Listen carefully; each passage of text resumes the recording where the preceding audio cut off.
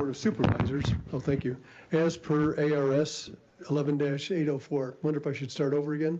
Yes, sure. Okay, I'll start over again. Why not? Now that I'm properly rehearsed. Good morning. Quorum being present, this meeting will now come to order. Good morning. My name is Kevin Osterman. I am the current chairman of the Cpac County Comprehensive Plan Advisory Committee, also referred to as Cpac. The committee, acting as an advisory body to the Board of Supervisors per ARS 11-804 and 11-805, is charged with the review and update of the Comprehensive Plan Update 2032. And time to time, we will forward the recommendations regarding the plan updates to the Board of Supervisors. The committee members are appointed by the Board of Supervisors and volunteer their time. Today's meeting procedures will be as follows. First, I will read the agenda items into the meeting record. Staff will then present the item for discussion to the committee. The committee will ask questions of staff. The committee will then discuss the topic at hand, consult with the comprehensive plan consultant, staff, and other speakers as may be with questions or concerns. The floor will then be open to the public for input and participation. Online or in person, see the participation rules below. In fact, I'll read them out to you real quick. The committee will then act or vote as necessary to move the agenda item forward. As far as public participation goes, if anyone in the public wishes to speak on any item of the agenda, please fill out a public presentation form and bring your completed form to the chair, that's me, in person. When you are recognized by me, come up to the microphone and provide your comment, concerns, direct your comments and or questions to the chair. Please keep your comments brief and to the point. A 3-minute time limit will be imposed for online participation. I'll do my best to keep track of your time. Please provide name and address of the speaker. So as you get up and talk, just let us know who you are. If you do not wish to speak and would like to have your comments be part of the record, fill out a public participation form, check do not wish to speak block, and then bring your completed form to the chair, and I'll read your written comments for you. Please silence or turn off your cell phones now before we get started. And would you please give us the roll call? District 1, Supervisor Oberg. Present. District 3, Supervisor Michaels, and she is an excused absence. Member Jim Peterson, he's an excused absence. Member Kevin Osterman. Present. Member Connie Cantelmi. Member Mary Shaquin. Present. Member John Black. Present. Member Joseph Chevroletti. Present. Member Sandra Laney, she is an excused absence, and Member Vincent Gallegos will be arriving late. Very good. Thank you very much. The next thing on the agenda is approval of the minutes from the March 9th, 2022 Cpac meeting. Oh, first of all, are there any disclosure of any ex parte contacts? Yes, please, go ahead. I had a couple, pardon me. I guess sort of a couple comments. I received a call from a member of the Beaver Creek community after our meeting last month regarding the growth areas and what we were talking about within the Beaver Creek community. So I just wanted to acknowledge that. What is also exciting though, as part of the discussions, is that they sent out an e-newsletter last week, and we are actually going to start looking at updating the 2011 plan and planning the survey and things like that. So that is moving forward. I'd also like to thank Jeremy and Kazi for being on the Yavapai County Economic Resource Alliance group. They did a presentation for the entire county group, which is all the economic development entities, this week on the planning process, et cetera. So thank you. That was amazing. We're going to be sending out, and I know Jeremy has already forwarded to the leadership of that group, some marketing materials we can use so that we can get it into all of the community chambers and economic development newsletters and all that kind of stuff, because we were encouraging not only unincorporated areas to participate, but also the incorporated areas, that everyone needs to participate in the process. Thank you. Wonderful, thank you. Now, moving along to the approval of the minutes. I should probably mention. Okay, well, so why don't we go ahead and start with you mentioning any additions or corrections you need to make on the minutes? No, you were saying ex parte. Oh, yeah, please, I'm sorry. Continue.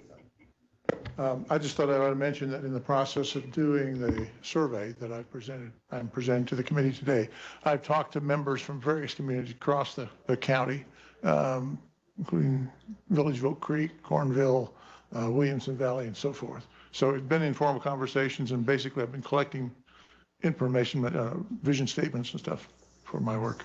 So. Okay, very good. Thank you. Are there any other ex parte contacts? Good. I didn't want to just glance over that. Next, moving along, let's discuss approval of the minutes for the March 9th, 2022 Cpac meeting. Hopefully everybody had an opportunity to review it, and if so, if someone would make a motion. So moved to accept the minutes. Okay, Mary makes a move, and Harry seconds it. Harry Oberg. Wonderful. Any further discussion? Any corrections? Any deletions? Any? Okay, well, in that case, all in favor signify by raising your hand. Appears we're unanimous. Thank you. Let me real quick talk about offer a further explanation of the meeting procedures. The only person who has provided input, a committee member who's provided input, who's not in attendance today, is our secretary, and Jim Peterson, and he provided some comments concerning three of the agenda items, actually two of the agenda items, three comments actually talking about two agenda items. So what I'd like to do is, as we move to that agenda item, then I will provide Jim's comments as a portion of that in the discussion, and you can use it as you wish, but that way we make sure that everybody's voice gets heard. And that's, other than that, I think I've provided all the other explanation for the meeting procedures today. So why don't we move right to new business? And the first item on new business is the Cpac bylaws amendment. Committee will need to vote on this approval, of course. Hopefully everybody had an opportunity to review it. I saw one thing that jumped right out at me that I was very glad that they included, that it was not included in the last one, and that was that we really were required to achieve a quorum, and a quorum being 6 members of the committee. Other than that, I didn't see anything that I have any comment on. Does anyone else have any comments? John, you have one, please. Just a question that rose in my mind. I noticed that the statement on Article 3, duties of officers, it's been scratched. Legal counsel shall be provided by the county attorney or deputy county attorney. I'm just looking for some kind of explanation. Why was it in there and why has it been removed? Mr. Chairman, for the record, my name is Kazi Haq. I'm the current land use and planning manager. This was reviewed by the county attorney's office, and this is their suggestion. They felt that they'll come here as need basis, but it was not a regular item like a planning and zoning commission or the board would need. Cpac would not need one it's not a state mandated requirement, so he took it out. Because whenever this original version of the bylaws was written, a lot of it was copied from the P&Z, and it just, it shouldn't have been there in the first place. But the council is always there for you if ever you need. We can make a request for them to come and talk to you all. So we can direct specific questions to the council? Yes, if necessary. Yes, sir. Yeah, once again, I'd like to point out that this doesn't necessarily have to be the final bylaws. In the future, as we move along, if somebody sees any need for an improvement, a correction, a deletion, an addition, whatever, then I'll always make room on the agenda for that discussion. Anyone else have any comments on the bylaws? Yes, I guess I have the same concern that John had. Maybe we could say legal counsel will be provided as needed or something. Okay, good. It almost sounds like here we aren't going to have it, or we don't need it or something. And I think there could be some occasions when we might be discussing certain areas where we would want to have some legal advice. So that would be, we would insert that under Article 3, under Article 3A? 3A, okay. B. 3B. It's B, actually. So you would keep it, Yeah. just but as needed. And we just add legal counsel shall be provided as needed. Okay, and yes. Go Okay, I guess for me, it's under duties of officers. Legal counsel is not an officer of our group. So if we're going to have the potential of, say, legal counsel coming in at our invitation? Do we want to open it, to put it into a place where that says others? The committee has the right to invite expertise to the committee as needed. And then it can be anybody, not just legal counsel, because legal is possibly a potential, but it could be someone else as well. And I'm not sure, but that seems more appropriate than a specific legal counsel recommendation, since they are not required. Under officers. Yeah. So in other words, place it under Article 4 meetings as opposed to Article 3 duties of officers, where we insert the language that that legal counsel can be included if necessary. Or other experts. Or other qualified experts. I think fits under 5 better. I think Jessica, I would agree with that. But it gives us the right then to invite expertise in if needed. Mr. Chairman, if you may, I think if you and the committee agree, then I can take back your recommendation to the council who did this review and have him put those language and bring you a fresh copy. Oh, that's fine. Yeah, I don't think we need to vote on this today. I think discussion is sufficient for that agenda item. All right. We can get so we can seek your legal counsel being, of course, county attorney's office. Right. And we'll see what they have to say about it and then bring it back at the next meeting and possibly have a vote or perhaps more discussion. Thank you. That was an easy agenda item. Let's move on to the next one, which isn't going to be quite as easy, I don't think. Growth area element.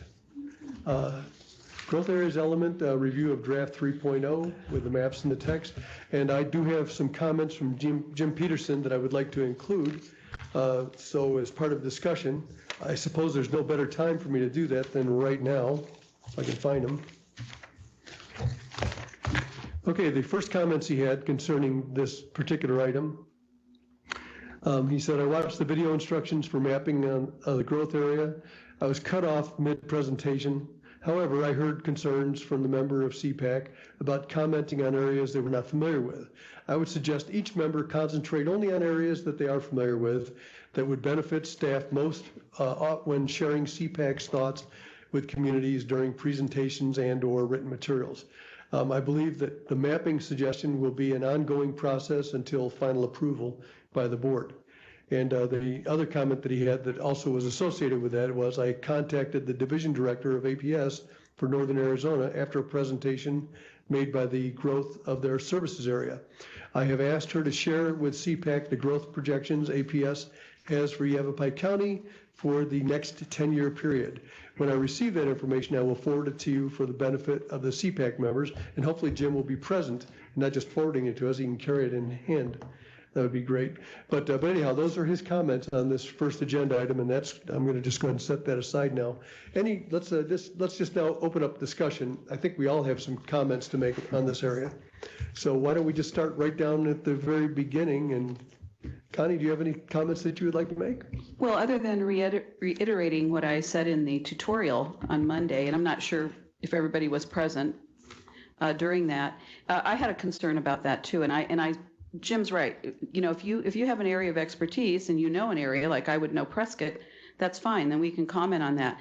But my other query was that who represents the other communities that each one of us is not familiar with, and the laborious efforts to go to those communities and actually ask them, which is the correct way to do that.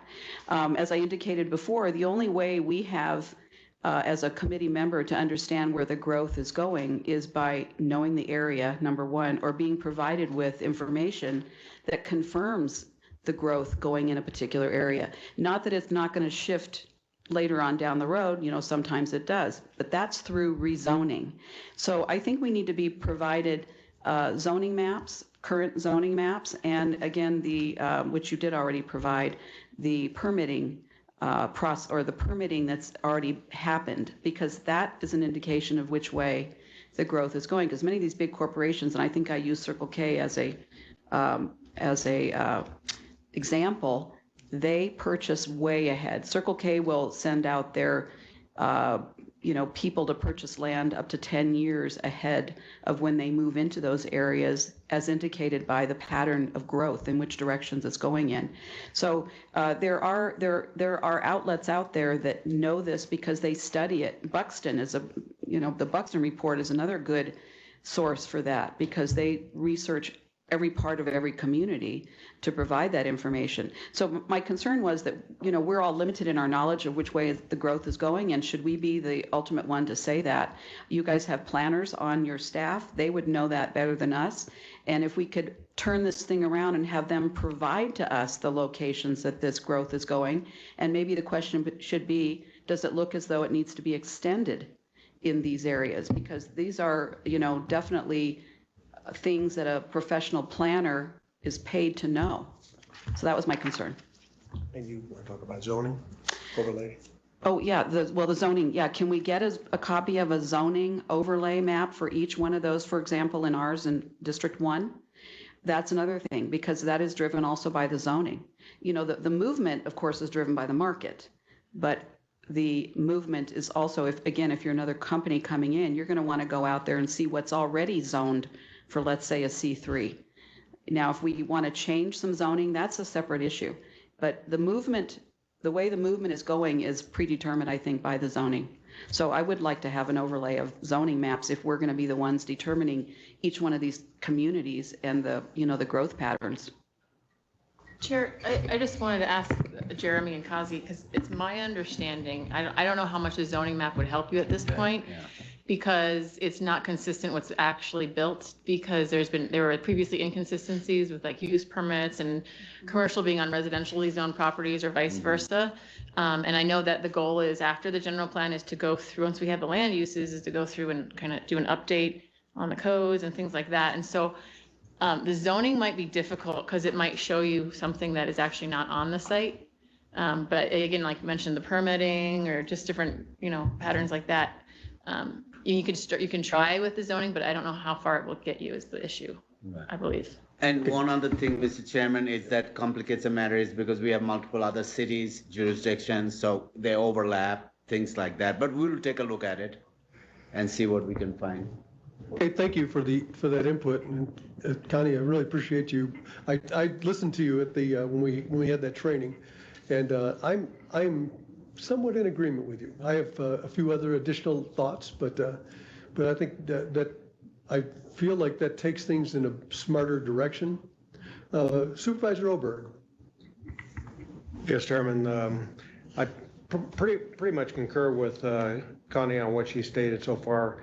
I know it'd be very difficult for me to go out with the maps that we have right now and sit down and say, the three of us, we're all District 1, and start saying we think this is needed someplace in Congress or Yarnell or Kirkland or Skull Valley, and I would probably figure that we're going to be wrong. Now, I've talked to individuals in all these various towns, 2, 3, 4, 5 of them. They all have different opinions.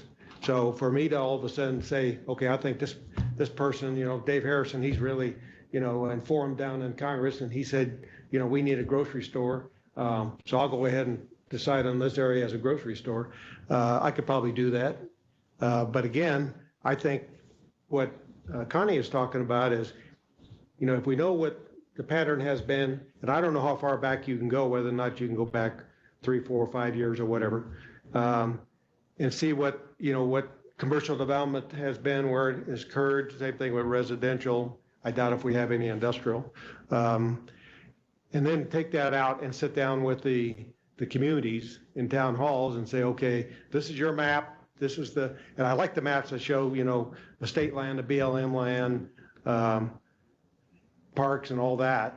I think that's great, because I think many people down in Congress don't know the land that's out in the desert, right, who it belongs to.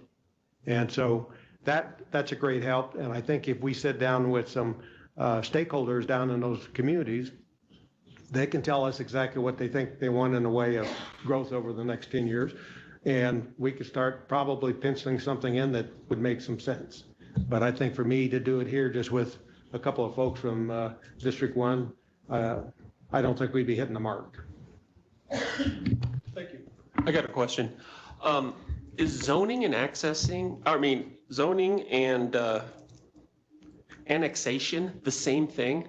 No. Well, it can, I don't know. What you No. said. No, they are not, yeah. Okay, because my question is, okay, my interpretation of zoning is this property is already annexed by, say, the city from the county, and now it's in the process of being zoned to like a C3 residential and such. Whereas annexation is the city is talking to the county to annex a piece of county land to be incorporated in their city. Now, could we use that as a metric to see where the growth is? Yeah. Yeah, possible. Okay. Yeah, Mr. Chairman, to a couple of things with the annexation and zoning. Typically, when you have annexation, the state allows you 6 months to keep with the same county zoning. After 6 months, the city or town has to go back and change that zoning to their own standard, whatever it may be, which is different than the counties, you know. But going back to your question, annexation is, you know, I mean, it's a tool they use. Many cities will use it to increase their growth area or their boundary because, you know, it's a tax base and as long as they can provide services. Are those annexation maps available, or can we get that information to this committee? Old ones. I don't know. I think we can look up some of them, for example, Prescott Valley, City of Prescott, Cottonwood, Verde. We can ask them, request them if they can give us their annexation Yeah, map. because I'm looking at it like this. Chino Valley and Paulden seem like they're coming together, along with parts of Ashfork, for example. So my take on this is, yeah, if we had that information, that'd probably give us some. It's probably easier, because it's kind of backwards for you guys, because I know at the county, when I worked at the county before, I'm like, please just annex things, and it's no longer our problem, it's the city's problem. So the cities maintain their annexation maps pretty regularly. I'm not sure how much the county does, because it's like a backwards thing, they don't know. But the other thing in regards to your question about annexation and zoning, so when you annex the property, like you have 6 months, so when you annex, you're required to give like zoning for what's in the county, but typically what happens is when you annex, there's a development in play. So they're not asking for like zoning, they're up zoning in some degree. So it's really case specific on if they're gonna do commercial or whatever. So you never, otherwise any annexation is just gonna be all the same rural zones when they bring them in. Okay. Like zoning. Jeremy, I think you had something you want to toss in there. Yeah, Mr. Chairman, just to kind of follow along with that thought too, the cities are going to have the annexation maps and that the most up-to-date information on that. But at the same time, we haven't had a lot of annexation in the county in the last 5-10 years. That's been fairly nominal. Apart from the city of Cottonwood, took a big chunk of county property in the last couple of years. But apart from that, we get bits and pieces that are annexed into different cities. So that I don't know that information would provide us a whole lot of valuable data, but that's certainly another tool that we can look at. Certainly, yeah, if you can Chairman? provide that information, yes. Oh, I'm sorry. Just to add to that too, that is another indication. It is sort of just like Jessica said, the chicken and the egg, what comes first? And the process is somebody will buy that property or they will have first rights on it pending rezoning in a lot of cases. And the ones that they're looking at are generally on the radar for something. It's either going to be a pad or, a grocery store or, some kind of a development. But another good source of indication, and I know some of this has to be kept private, but is the county planning. Who is in front of the county for a rezoning of something, because they're doing it for a reason. They're not going to put a grocery store out in the middle of the desert. They're going to follow the stats, whatever, a lot of that is generated through credit cards, studies on credit cards, business applications, but there's other indications that can tell other than just seeing it of where that growth pattern is going, but we don't all have that. That's why I'm saying I think if we need to make that determination, we need to be, provided with a little bit more information, because that's the determining factor in my mind. Thank you. Thank you. Connie, Mary, I believe you have a few comments that you would like to make. I do. I have a few. I want to say I agree with my colleagues. Mary, can you turn on the... I'm sorry. I agree with my colleagues. I think we need some expert help when it comes to doing the roads and the mapping. And I think we have a buffer in the fact that all of those documents are going to be shared with the communities, right? When we're open for comment. So I think, I mean, like I said, I live, in the Verde Valley, but I don't necessarily know all the roads and or what are specific outlines of specific growth areas. So I would say, please use your best recommendation, and then we can go from there. A couple other comments that I have on the growth area report, if I can say this, and I did contact Jeremy and Kazi, and I know others were copied. One of the areas that was not listed at all was the Village of Oak Creek, and I think it needs to be listed as a growth area in the Verde Valley. The other thing that I would like to see is that our definitions of the different communities be expounded upon.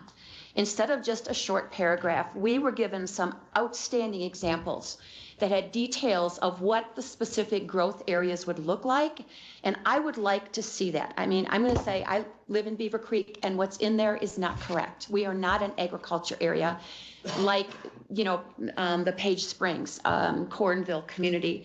So if we could expound on that, I also think it could allay some, maybe, let's call it fears from some of the communities when they see what we mean by some of these growth areas, that we're not looking in Beaver Creek, let's say, of putting in 10,000 homes. And we can help define that as what we mean by growth area, and that definition could be a little different for every community, just like it is in the examples that I think, Kazi, you provided, which I think were excellent in how 3 of the other counties in the state of Arizona define some of that definition. So I hope we can move to something like that and give some further definition of what we're talking about in the growth areas. Those are my comments at the moment. Mr. Chairman, Yes, if I please, go ahead. can. So, yeah, I think those are some excellent points, and that's why I gave you those examples from Cochise County, Pinal County, and obviously Maricopa County. So what we have right now is that actually for any desire for any area, for whether it's from the west side or east side of the county, any cities and towns who wants to kind of make theirs more pronounced, like Beaver Creek, like you said, that one half a sentence doesn't do anything because Beaver Creek is more than that. So for that instance, we can create a better definition and create a point out in the land use element that's coming up. We can create sub areas, or maybe an area of interest, like for example, all the cities and towns or communities that is going to be more prominent or play a prominent role. We can add their name and provide a better definition. Thank you. John, do you have some comments? Yes, I was reading at the beginning of the Growth Elements Draft 1.0, Kazi, and it says Arizona's growing smarter legislation, blah, blah, blah, blah, blah. Specifically, it says that we must identify areas that are suitable for multimodal transportation and infrastructure improvements that apply to concentrated uses. Okay, that gives some indication of what the purpose of the growth element is. I think it's broader than that. We're talking about, where do you put subdivisions, or how do you change zoning and so forth. I think we need to be very explicit at the beginning of the growth element section to set aside fears and clarify exactly what this will be used for, because you can get into a lot of arguments about what should be in it when you haven't really said why it's there. So that was my first comment. Yes, Mr. Chairman, if I may, can you pass this around? These are the state mandated regulation that tells us what is going in the growth area plan. And this is a guidance from the state, and it's Arizona State Statute 11805. So, in 804, So you'll see number 2 talks about the planning of the growth areas and specifically talks about this multimodal. And we can incorporate those language in there. So, or we can massage it a little bit differently and however you want to. But that's one of the things I wanted to share with you. Okay, thank you. Moving right along, John, do you have work? Yes, so I'm just looking for an elaboration of the introductory section here, which clarifies what it covers. Some other concerns. At the last meeting, Jeremy brought up a map, and we all looked at it, that showed all of the permits that have been issued over the last 3 years. I think it's really important, and I agree with everyone that's spoken before, this needs to be data-based. It's just us pointing and saying, you know, this and this and this ought to be a growth area. That's really not the way to do this. So I think reviewing these permits would be very useful. And I, frankly, if I'm asked to say where the growth area is, that's what I would ask for. And I think it would be good to be able to distinguish maps between commercial, residential, and industrial development too. So if I could somehow get a feel of where each is. I'm not sure when we talk about growth areas, do we actually delineate what would be a residential growth area, what would be a commercial growth area? I think that would be a useful thing to do. It would clarify, you know, what we're saying when we say growth area. Because I think a lot of the concerns that get raised about, well, for example, as a property owner myself, I'd like to be notified that the county's about to designate my property as part of a growth area. Maybe I don't agree with that. Maybe I'd have something to say about that. I don't know what is the process that the county goes through in reviewing these. We talked about having community meetings and inviting people to comment on how their particular area is being designated and so forth. I think that's a great idea. When you get right down to it, it comes down to parcels. And when you're looking at a map is composed of parcels. And which of those parcels are in a growth area and which are not. And those parcel owners, it seems to me, ought to have some way to find out whether their parcel is included in a growth area and whether it's commercial or residential or industrial. So that's one comment. Do we need to contact the landowners? Do we need to mail something to them and say that and ask them for their reply? How would we notify them? You know, that would just be my question. The other thing is that I don't see any mention of the use of community vision statements in the process. Meeting with communities is fine, but there are community vision statements that describe, you know, what they would like to see done in their community and how they see their future. So I think that should be a factor, another one of the collection of data that we pull together to make up these maps. So, yes. Very good, thank you. Joseph, do you have any comments? Any further Jeremy, comments? I think that's something he wanted to say. Jeremy? You know, I've actually just been kind of keeping my mouth shut, waiting to hear everyone's comments. And I can speak to Dr. Black's comments. We can finish up our comment round table here, and I can add a few things. Yeah, I think actually it looks like I'm just about the last one to make a comment. But here's how I feel about it. First of all, I'm not really sure we should be designating growth areas. I think we should be identifying them. That would make the process a little less complicated. You know, as far as people who own property, well, if you're in an area that we're identifying as a growth area, it doesn't mean we're going to encourage more growth there. It just means that we're identifying that that's where the growth is happening. And I think that was the intention of the plan. I envision this process as being, first of all, very much like Connie described it, but I see it as more of a hybrid process where we're receiving input from many different directions and then doing the best we can with it. I always say that the biggest problem isn't having information, it's having too much information, not being able to process the information you have. And I think, John, you're a scientist. I think you can appreciate that statement. But so far, by my last count, I think there's been about 26 community meetings that discussed this process. There have been town halls. There's been just where planning and development went out and talked to people, whatever, you know, a lot of community meetings so far. And I think there's probably a lot more of them lined up to come. And we're going to get a lot of good local input from those meetings and where they think that growth is occurring. Not where they think growth needs to occur necessarily, but where it is occurring. What is the you know, tracking it? Where is it really happening?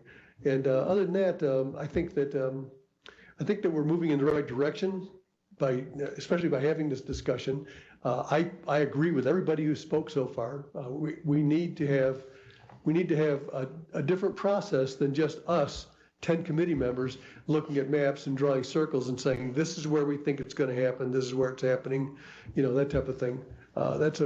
Because we're all experts really in our own districts, but when it comes to the other districts surrounding us, we don't know much more than anybody else does who's driving around and seeing what's happening. Those are my comments. This would be a good opportunity for you. Thank you, Mr. Chairman. Yeah, and just in listening to the comments from all of the committee members, yeah, there's some very good information that came out of that and some very good, what I would call direction for us at this point too. And we've been kind of discussing this over the last couple of weeks just among staff as to what direction to take with the growth area element. And I think I tend to agree with the committee members as well in terms of just kind of providing that hybrid approach.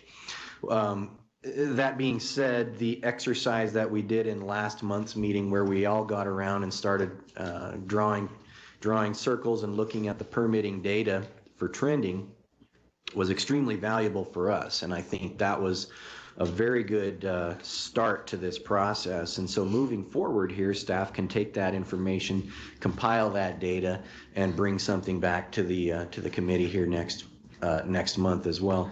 And as part of that ongoing process, we are going to continue to get out to the communities as well and start bringing that growth area data with us so that we can incorporate or involve the individual communities with that information.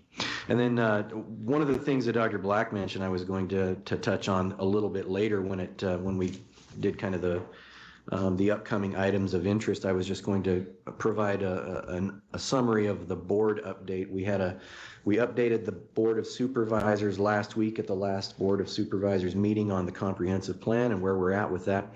One of the items that came up that I brought forward was the community plans, community vision statements, and initially just to give a little background, initially when the comprehensive plan activity update was initiated in 2020, the Board of Supervisors at the time had provided direction that the community, let me back up just a little bit. Previously there was a moratorium that was on the community vision statements and community plans.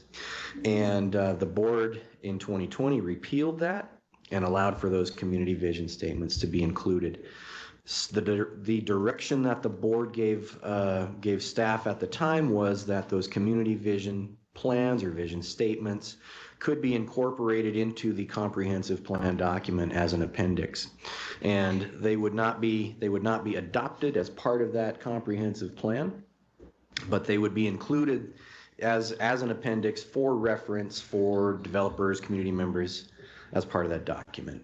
So it's not the same thing as the comprehensive plan, but it's part of it, but it's not part of it. It's not adopted. Those plans are not adopted as part of that.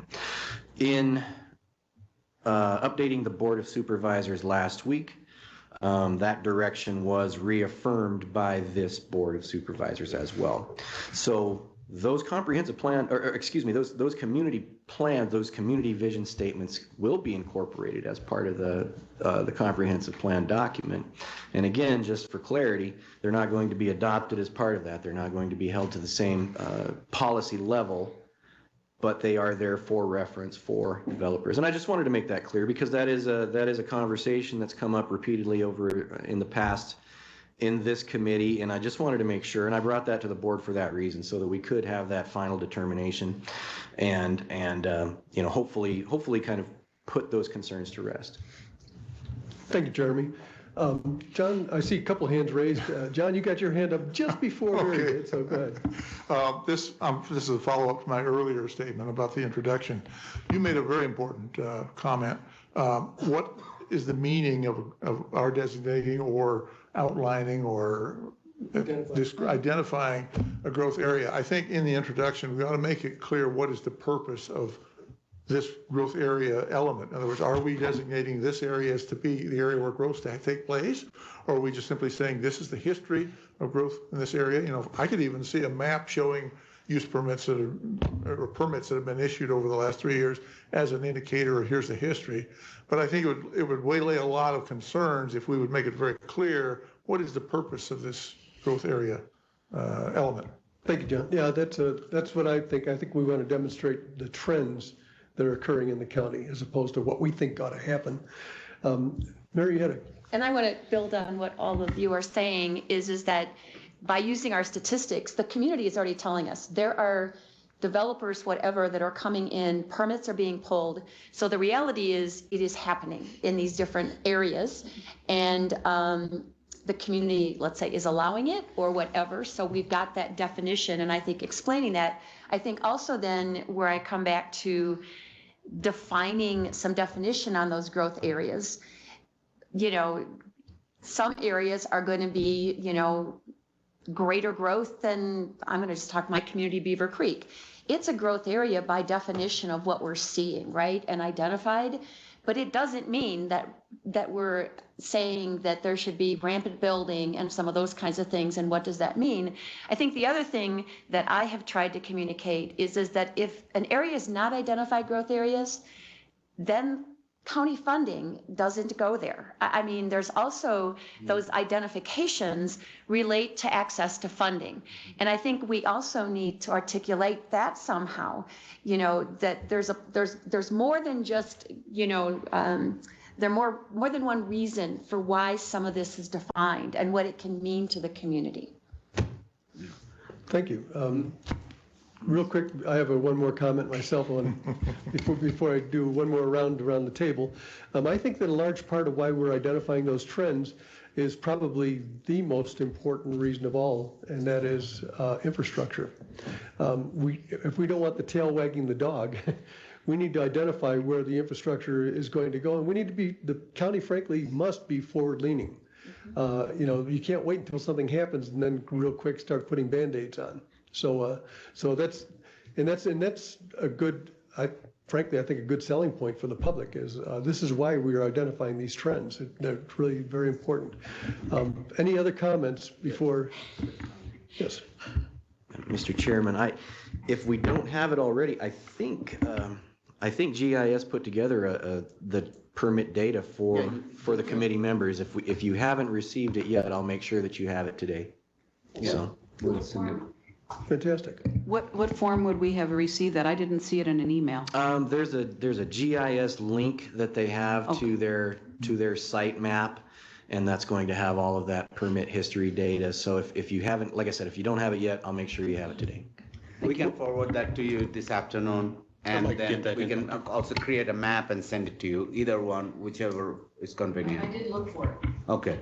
And I couldn't find it, but I didn't, I was wondering if it was on the 2032 planning, go into the website? It's not. It's a It's link not that there. goes out to specifically to the committee GIS. members. Yeah, I did not see that, sorry. Okay, we'll make sure and get that out to everyone. And you're able to kind of zoom in onto your specific locations and see the permitting history on those specific areas. So it's good, valuable data, similar to what we looked at last month.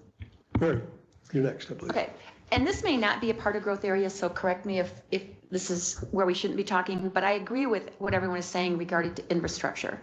I mean, because I know over in my communities, you know, one of the comments is, and I don't know how we put this in the plan, you know, don't go and get your town permits because we know they're going to be expired before we ever get sewer permits from the county and things like that. So is there a place in the plan where we're identifying some of those priorities? And I'm not sure the growth area is the place it goes, but I'm not sure where some of those specific priorities become identified in the county plan. And I think we have an opportunity to do that, don't we? Or am I out of? Yes. Not in the right place here. Yeah, Mr. Chairman, member of the committee, yeah, I think we can definitely look at it, and there's also an element called cost of development and stuff, so we can sprinkle it around. But I also want to go back and talk a little bit about, you know, how this permit that we are issuing, it may not give you the actual story, because the whole county has got residential RC2 zoned everywhere. That's how it is. In the previous comprehensive plan, you didn't have any land use map. You don't have anything that says this is this. So people went wherever they went. So, you know, it was property right versus what you're saying. Now you're trying to have a more orderly thing set up. So yeah, that's going to be a little challenging. But right now, I could buy a property as long as it's residential, I can go and build it. And that would not indicate what you're trying to draw in a map, because there was no map in the past.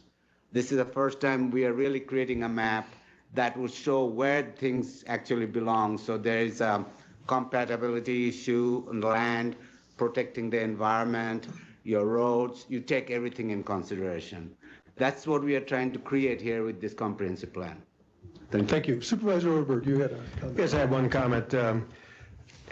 I think right now, you know, dealing with my communities, they're leaning forward. They want to see the maps. They want to start, you know, talking to us about what they want in their particular area. I think I'm just waiting for both the history and what we think, or if we have current permits going on in certain areas, If we know that, we can go in and start talking to them, because I'm looking at the calendar of when you're going to go out there and start talking to the communities, and I think that's going to put us under a real time crunch. So I'd like to start working with my communities now, if I can get this information, and then when you have your meeting with them out there, we can just, maybe do the final clarification on things. Very good. And Chair, can I just clarify, there's a couple of comments I've heard keep coming back, and I think you're sometimes crossing the line of zoning map. So when you go out to the communities and stuff like that, and we're talking about GIS and parcel by parcel, you need to remember that the general plan is not like zoning, so it is not parcel by parcel. So you could have an area where you might have residential, but then the next parcel is commercial, and then you have the next area is residential. It still may just say residential on the general plan maps. And it's because neighborhood or residential does allow some amounts of commercial and things like that. So it isn't going to be parcel by parcel. I know you were concerned about what's next to me, what's next to this. The general plan is general. It's not changing anybody's property rights on what they are allowed to do. If a neighbor is concerned about what could go next to them, they will still always go through the rezoning process. So this is a very high level. And you're going to get, just so you know, I'm sure you've already heard, you're going to get people saying, I want this type of development right here on this corner. That's, not a general plan map discussion. It's a commercial. You want commercial. We can't designate that it's going to be Albertsons versus a Safeway or a Dutch Brothers versus a Starbucks. So, and when you start hearing those discussions and you are working with the maps, make sure you kind of bring it back to them that that's going to be at the zoning level. That'll be a separate discussion that comes back. There's notification requirements for those zonings and things like that. This is a high level and just trying to keep it, broad. We don't want GIS, because that can become a legal issue, and it has in other jurisdictions where their general comprehensive plan ends up looking like a zoning map, because then it makes every rezone a comprehensive plan amendment, which is very difficult for staffing, and it's very cumbersome for developers and even residents to build then, because it takes a longer process. But just make sure when you're talking about it, like with the growth area map, like you were concerned about, if my area is in a growth area, it doesn't change their property in any way. It's just an area to help guide people who are coming into the area, or grants, or like you're mentioning, funding, to direct that. Well, thank you for your comment, and I appreciate everything you said. I understand that it has to be a high level. It's not going to be parcel by parcel. And I think they're ready to start saying, we see probably residential going in the west of Congress. We see commercial going down the 89 corridor. It's going to be that kind of thing. We're not going to go parcel by parcel and say what we would want in that area. So they're already aware of that. So I'm not concerned in my particular area with those kind of discussions. But again, I think the sooner that the supervisors start engaging their communities, yes, on this growth area land use, it's going to just make the process go a lot quicker, and I think more effectively. Thank you. That'll be greatly appreciated. I think that's what we need right now, is to get that thing moving forward, and we'll provide all of you into maps or any kind of supporting document you need to go up able to talk, and then we can come back behind you or go with you at the time and have a discussion with the local people. And it would be really helpful if you were able to draw on the maps when you go, because then that comes very helpful at the land use chapter for us to then, we already have the information and just go right into it. Yeah, we're going to take the program. We're going to take the tool with us when we go out to the communities. So we'll make the changes right there. Okay. May I also make a comment on that? I think further explanation when you walk into these rooms would be pertinent also, because there is a concept in planning called the village concept, and that has precipitated a lot of the zoning that took place in the more advanced communities, like, for example, Prescott Valley, where it's a different kind of a concept. They don't want all the commercial down one area. They want a mix the idea was to keep people in their village. And I think that needs to be explained to the communities that you go out to. But I also think another, 5 minutes of explanation needs to happen when you're explaining to people the definition of general. We are not drilling down, like you said, each simple parcel. We are looking for a general area that the community could potentially grow into. Because we don't have a crystal ball. So I think a lot of people, they do get fearful. And I do think they need to understand the definition of general plan. So I would really have a couple, comments on that right up front, and then explain to them the village concept. Because again, when you look at the zoning map and you've got, a hospital here, a church here, a grocery store there, a clinic here, that's part of the plan that would, allow the village concept to happen. And you need to define that. Why is that so popular in, let's say, the big cities like Phoenix? Prescott Valley's adopted it. The idea was to keep people in their area without having to get out on the highways to go to doctors, to go to grocery stores. So, again, based on studies, I think they need to understand that, because the mix of zoning confuses a lot of people. Thank you. Wonderful, thank you. Anyone else going around with John? Do you have more comments?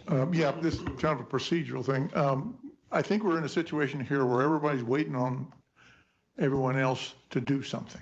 And as Supervisor Oberg said, we need at least a preliminary map, and then we can overlay things like the permits and so forth and say, does that align?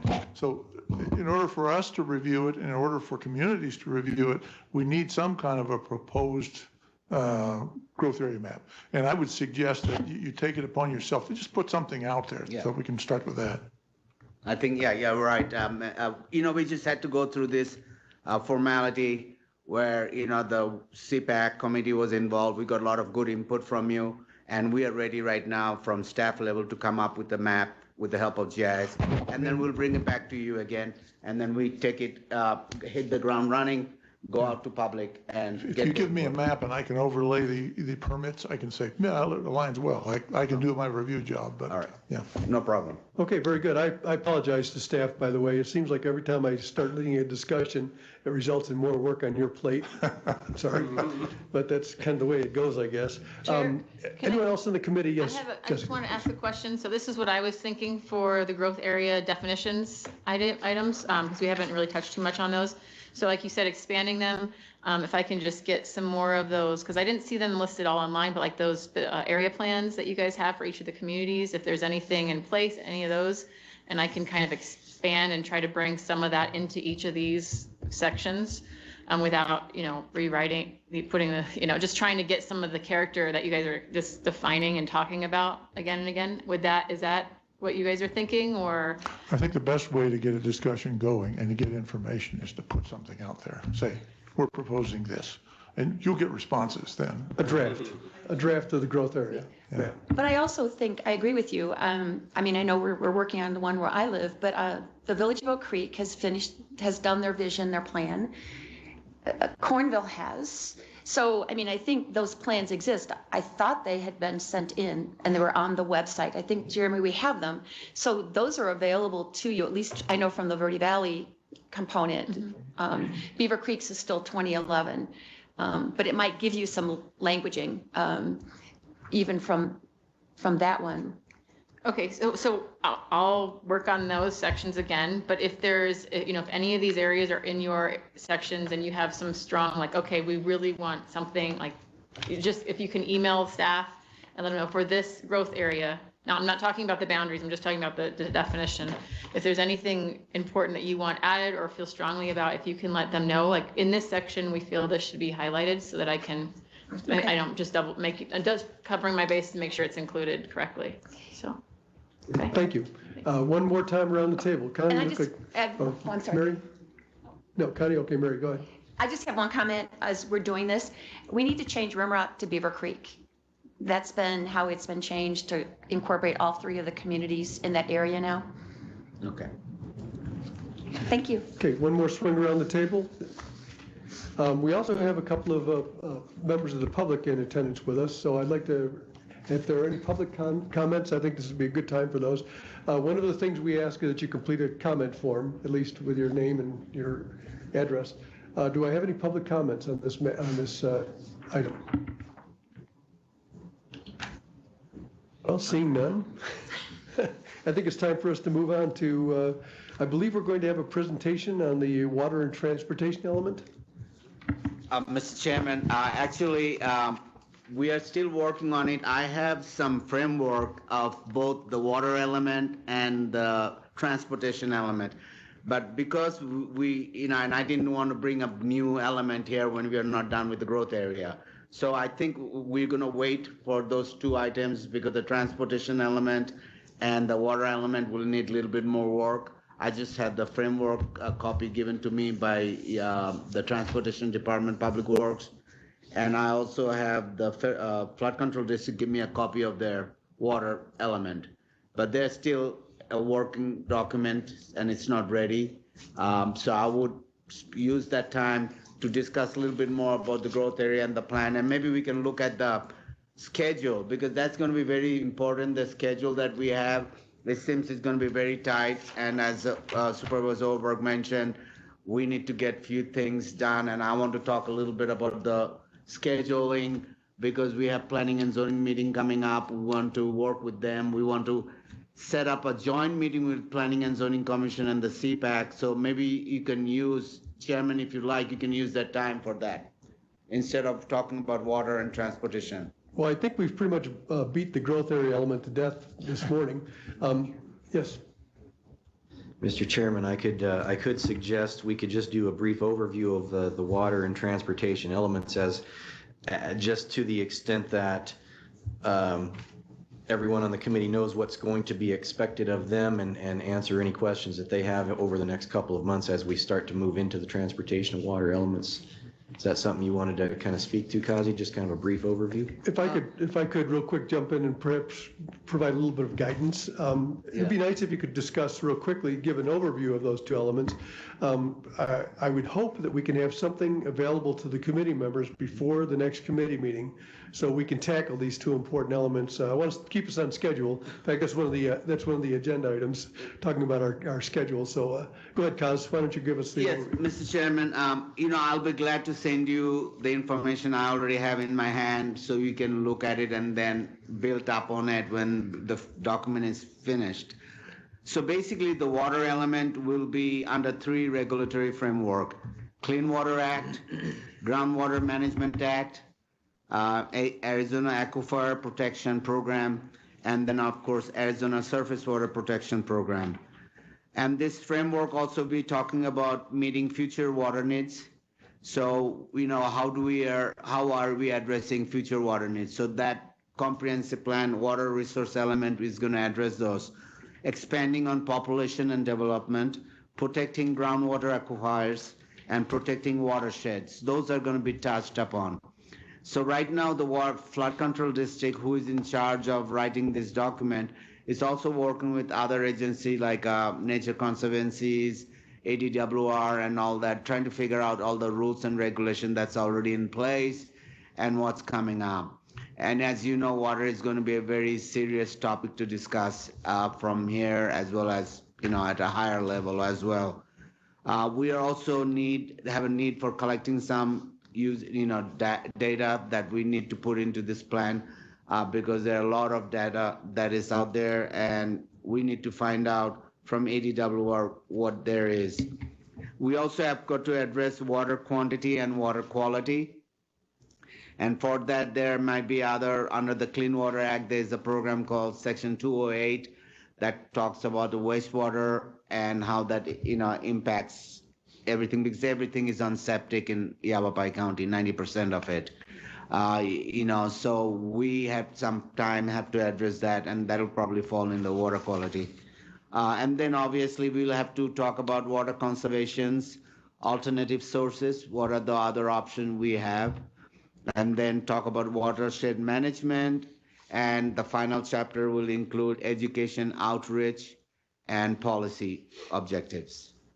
So those will be on the water side, and on transportation, if you want me to, I can go ahead and talk a little bit about that. On transportation side, the key transportation issues, they're going to talk about transportation funding constraints, transportation planning, and then they're talking about pedestrian and bicycle infrastructure, public transit. Let's see. Then we are going to identify who are our transportation providers in Yavapai County.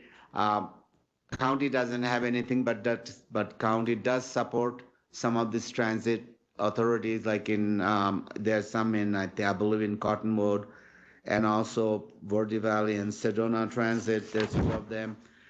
And also the transportation element is going to look at our future infrastructure that's going to be in the works right now.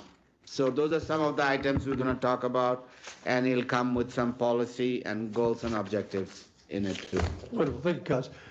Real quick, I'd like to go around. Any questions or comments concerning these two very important elements that we're going to be tackling next? Did you want us to do some research on this ahead of time? If you send out, Okay. I mean, I would like to go back and review the Clean Water Act and some of the other things that you cited myself. Absolutely. Jeremy, you want? Jeremy, you have a comment? I think Kazi was just about to say it. I was just going to suggest we're going to get the draft documents out to you here ASAP, and then that'll give you the opportunity to kind of start doing your research and homework to be prepared for those discussions. Okay, thank you. Wonderful, thanks. Any other, yes, please, Supervisor. When we discuss the water element coming up, are we going to have a hydrologist here or some kind of an expert that can help us in our discussions? Yes, I believe so, sir. In fact, I think Elizabeth is on with us today. She's been, Elizabeth is our hydrologist in the flood district, and she's been working pretty closely with her. We appreciate her research and support, and she's been following the meetings along as we've gone through this. So she should be available for that, sir. Yeah. Mr. Gallegos, I'm sure, would be able to help us out on all the traffic and Yes, transportation. But he has been. I think we need probably somebody to support us on water. Yeah, right. Mr. Chairman, I also want to point out quickly that, Mr. Gallegos, Vinny, and also Public Works Assistant Director is very involved in this. So, so we have some really good experts that'll come and talk to you. Dr. Black, you had a comment. I just want to bring up the fact that we've been having meetings with the Sonoran Institute, specifically addressing water issues. Kazi and Jeremy have both been involved in those meetings. We're in the process of finishing up listing of priorities and concerns and so forth that could be used in developing the water element. So that's going to be probably the next week or two. We'll be finished with that. Go ahead. Actually, I got a message here that Elizabeth would like to speak on the water topic. If it's okay to unmute her. Perfect opportunity. Perfect time. Please, Elizabeth, jump in. Hi, everybody. I actually just wanted to let you know that the comprehensive plan for the water element is moving along. We don't have a lot of updated data from 2012 on water adequacy, but being able to implement some of the new techniques that will help water conservation will be really heavily a part of this chapter. And then when we do get to the actual meeting, I will have a couple of my colleagues with me as well, so to help further the discussion. Thank you. Anything else? We're good, okay. Yep. Okay, let's see. I think then we're pretty much wrapped up on that one for the time being, the water and transportation element. Let's talk about the comp plan schedule. Seems right now we're generally on schedule, pretty ambitious schedule that we have laid out. Jeremy, why don't you talk about that first? Mr. Chairman, I can kind of kick this discussion off a little bit. This is one of the other things that we discussed at our comprehensive plan update with the Board of Supervisors last week, and just got some direction from them to move forward according to this schedule. And as you mentioned, it is an aggressive schedule, and part of the reason for that is this: the comprehensive plan was initiated just about 2 years ago to the day, and we've had, 2 years ago also we ran into COVID and things like that, so we ran into some things that delayed us over time. We missed a few meetings along the way. To get us, typically a comprehensive plan would normally take about 2 years to complete. To put us back on schedule, staff worked on this aggressive schedule here, and we presented this last month as well, so everyone should have this information pretty well. But the direction that we received from the board last week was to move forward according to this schedule. So this moving things along. Again, it is aggressive. We have a lot of work to do. Staff has a lot of work to do to keep this rolling according to this schedule. But that being the case, our intention is to be able to have this final document to the Board of Supervisors for their adoption by December of this year. So just wanted to kind of preface any other comments with that, and then of course Kazi and Jessica, if you have other comments to make. Yeah, Mr. Chairman, thank you, Jeremy. So what we are planning to do, we're trying to stay as much as possible with this, but if it comes to a point where we need to make some change, we have to go back, talk to the Board of Supervisors, and make those adjustments. Right now, we are pretty much said, like, I want to start up our open house. So next meeting, the Planning and Zoning Commission is going to have on the 21st of April is open house. That means just like your meeting, anybody can come and talk. They can get online and get input. But staff will be talking about energy, environmental, and vision statement. And if any of you have time, you can join us either online or in person in that meeting. Okay, thank you. Mary. I guess I'm going to ask the question. I mean, when I do strategic planning, process is critical. Deadlines are important.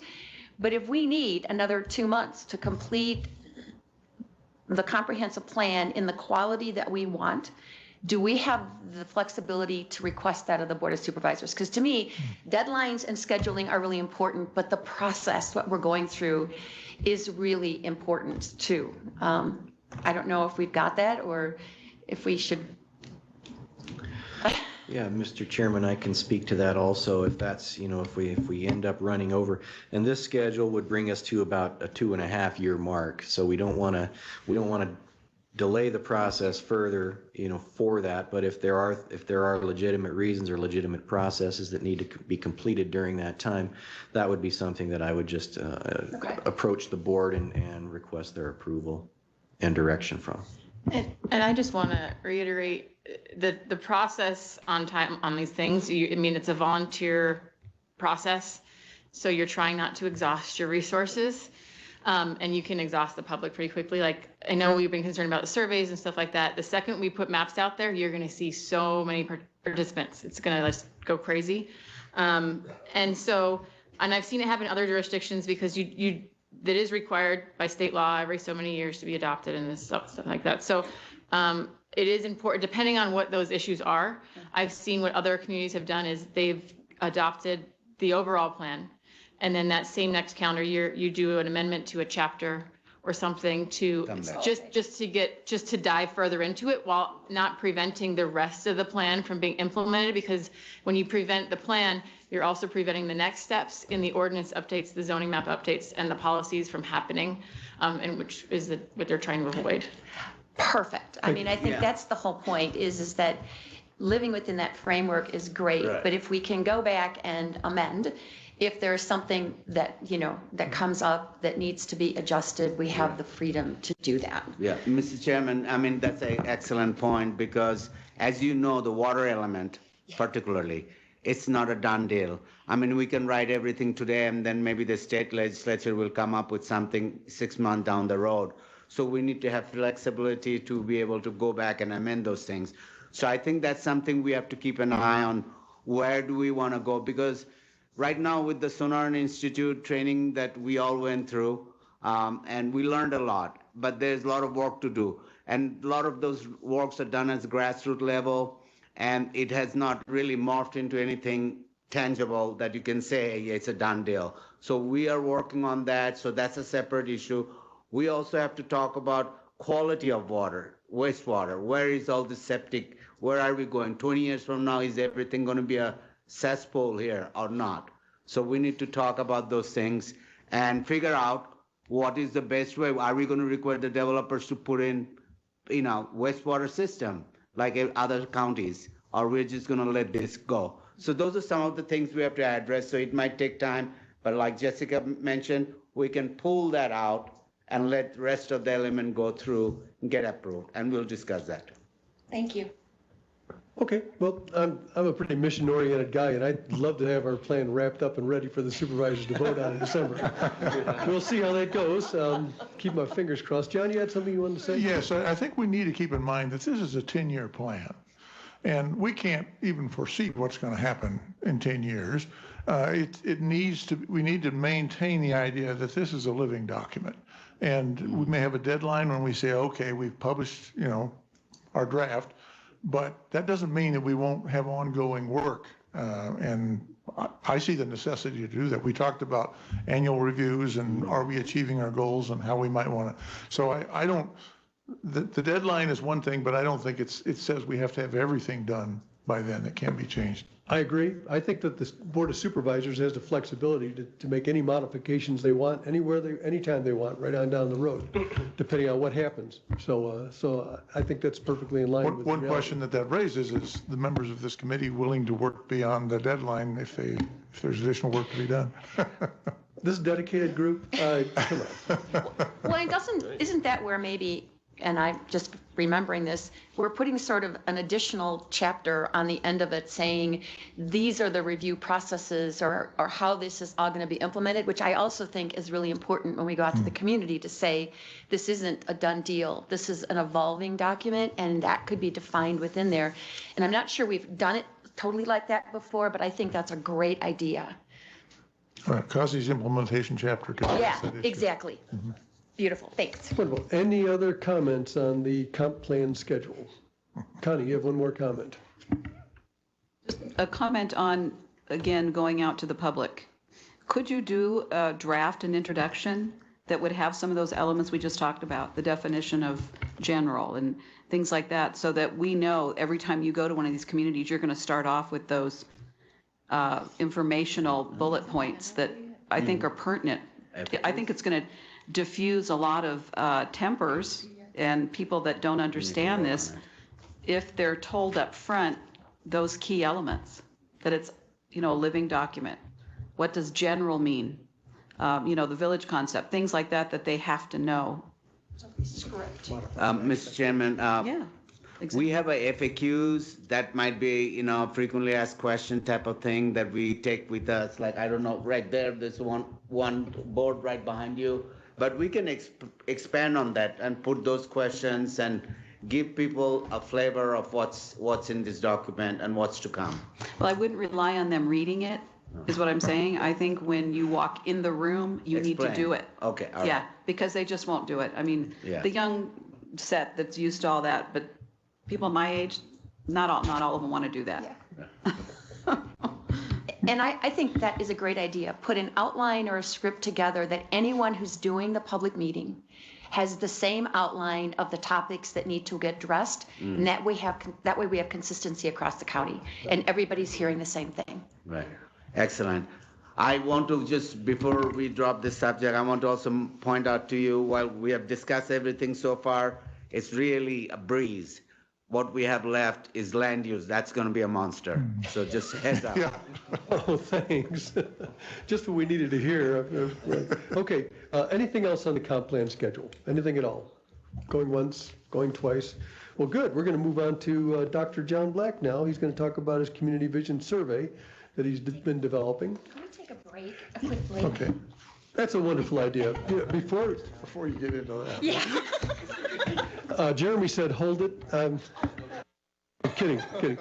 I think that would be a wonderful idea. Why don't we go ahead and take about a 5-minute break, and if everybody can just scamper out and do whatever you need to do, and then come on back, and we'll get into the next portion of the agenda.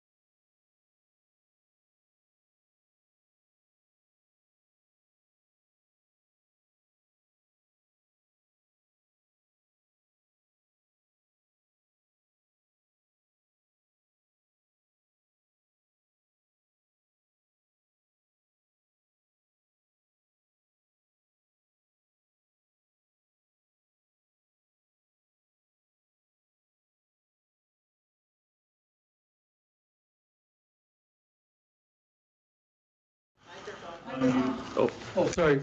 Let me start over again. Well, thank you, everybody. The next item is going to be Dr. John Black is going to introduce his information on the community vision survey that he's been developing. He has an additional request, as I understand. And after you provide your presentation, then I will read Jim Peterson's comments that he emailed to us, and we'll open it for discussion. So, John, the floor is yours. Okay, all right. How many of you had a chance to read this? It was in the packet. Okay, glad to hear that. I've been kind of a squeaky wheel up till now on the committee, saying that I'm concerned that the surveys we've been taking have not been based on public input. In other words, what are the concerns of our residents that they feel should be addressed in the comprehensive plan? So some of those surveys have had open-ended questions where people were invited to say what do you think is important and so forth, but we haven't really employed those.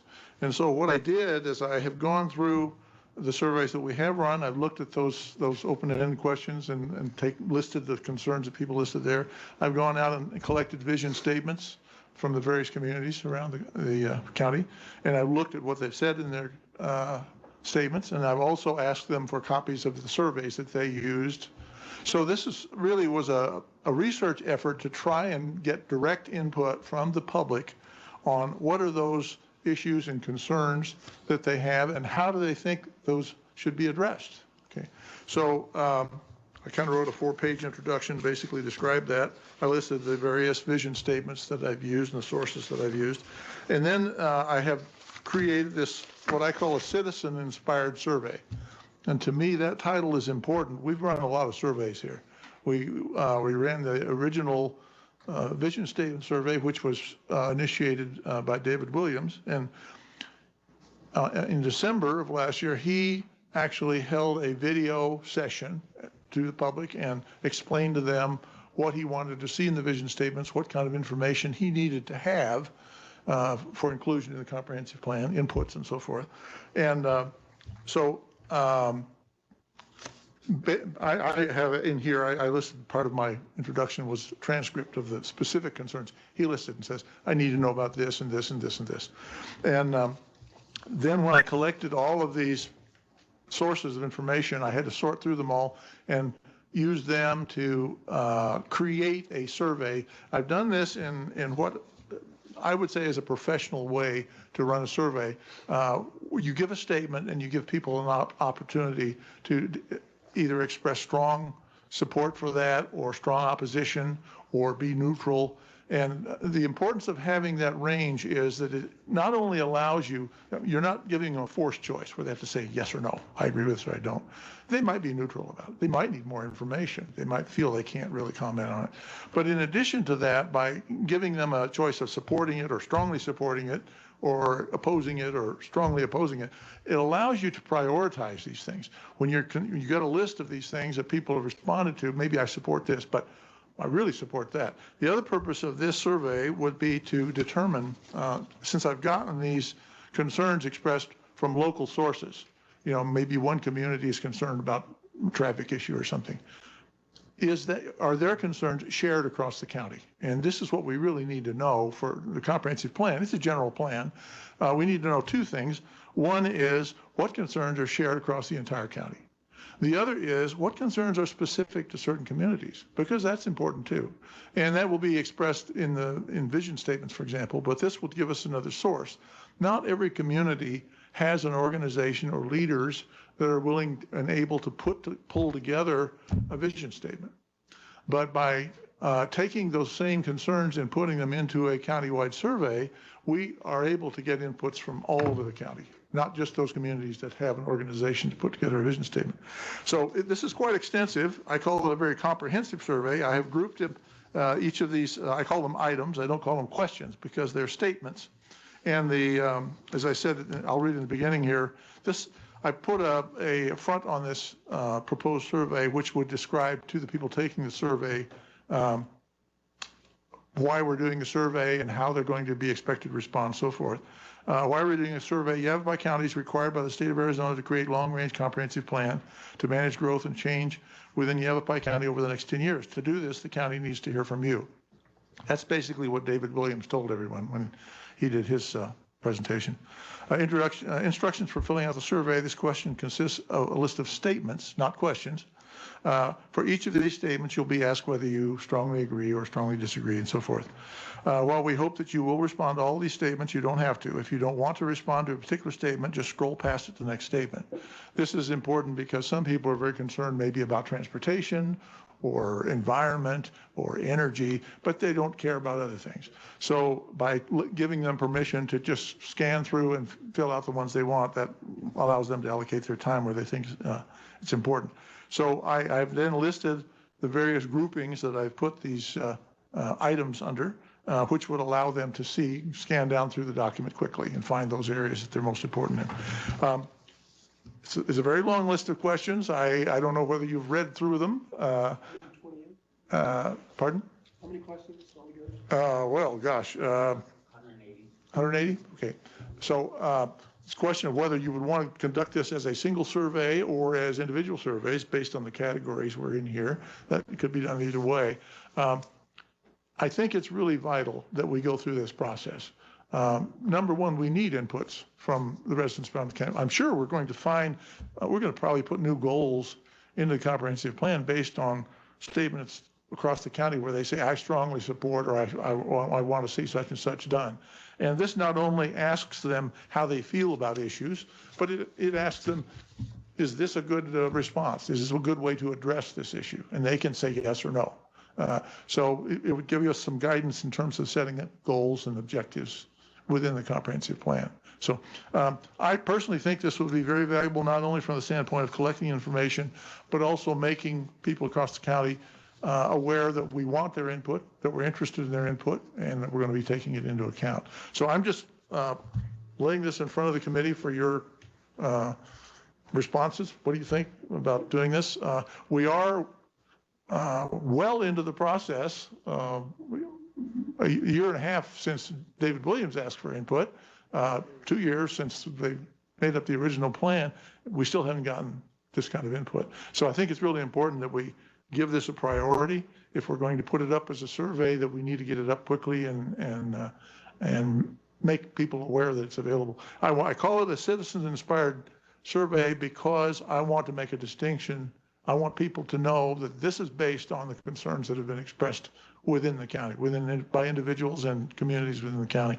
And this would give them, I mean, we're reaching survey fatigue. We've now got, I guess, 9 surveys up there. Or I don't know if they're, but anyway, I think it's important that we make them aware that this is not just another survey, that this is aimed with a very specific purpose in mind. So with that, I lay it in front of the committee. Okay, thank you, John. First of all, I think in all fairness for Jim Peterson, I'll go ahead and read his comments on this. And then I have a comment or two, and then we'll make a run or 2 or 3 around the table. Jim stated, I reviewed John Black's suggestions for additional survey questions. I believe there are many good questions within his suggestion. However, I feel it is late in the process to utilize all these questions. I don't know how much feedback we are now getting from the existing surveys, but if further surveys will be implemented, we should try to incorporate John's questions into them. Now, my personal comment is that there's no such thing as having too much information available. It's what you do with it once you receive it. You know, if you have a ton of information and you can only process so much of it, then it's not as valuable. So I don't know if 180 additional survey questions will be good or not, but no matter what we settle on, we definitely need to agree on how this information is going to be incorporated into the plan, how it's going to be digested and incorporated into the plan. So that's my open comment on that. Why don't we start right down at the end of the table with Connie and hear what Connie has to say about this. You know, I'm with you. I don't think we can have too much information, but we have to deal with reality. And we did a show on the radio. We don't have the participation we need. I think if you take into effect human nature being what it is, in today's world, the reality is people are busy. They're not going to stop and do 180 unless they're retired and they have nothing to do. I mean, let's be real. The questions are great. I would like to know all these things, but that's just not the reality of it. And I know because of the feedback that we had from the radio show, I probably got, 40 emails in response to the show, and it was too complicated. That was, I can read through all of the comments, but just to sum it up, it was too complicated for a lot of people. The ones that are going to take the time to do this survey are going to be over 30 years old, probably over 50 years old. The younger ones, I mean, again, and it's a sad commentary, I'm not condoning this in any way, but it is just the reality of the world that we live in today. So making it more complicated, I don't think is the answer. I think outreach is the answer.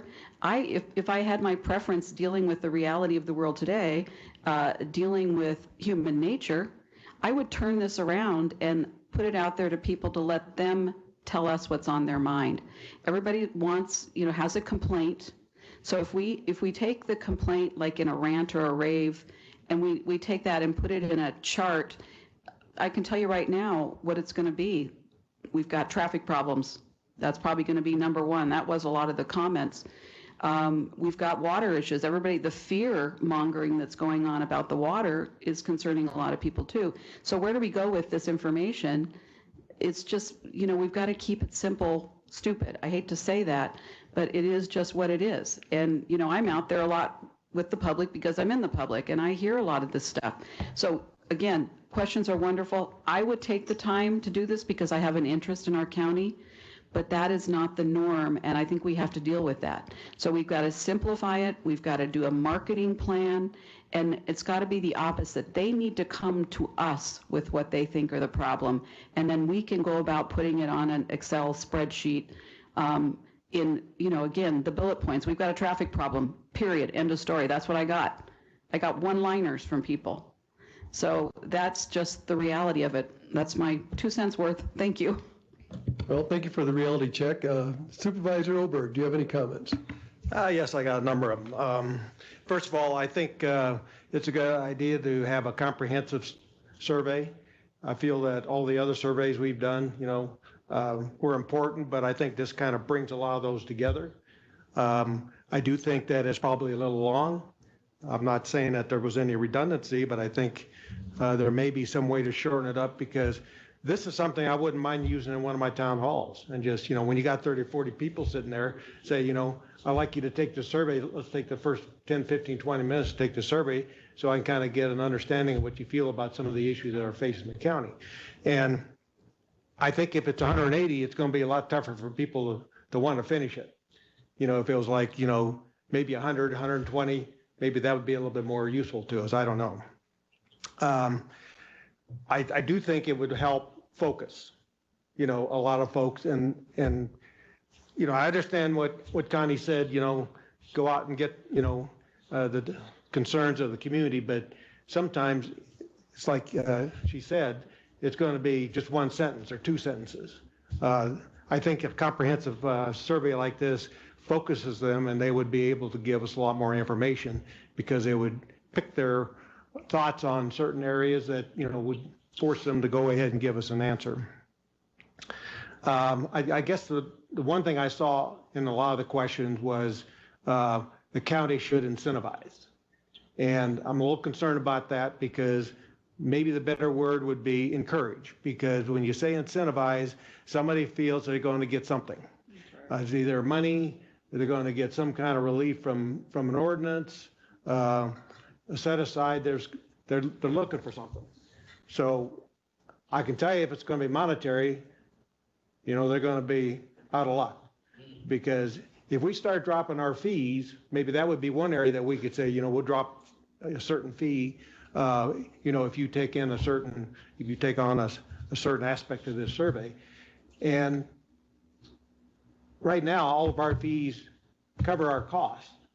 So are we willing to take a reduction in our fees, maybe, or set aside some of our fees? But then that, of course, means we're going to have to take money out of the general fund. Are we going to want to set aside, any provisions of our ordinances to give some leeway? if you do it for this person, you're probably going to have to do it for that person over there. So I'm a little concerned about the number of times I saw in the survey incentivize. I think we have to be very careful with that and maybe look at a different word. Thank you. Thank you. Mary? I have a couple comments. They mirror what some of my colleagues have already said.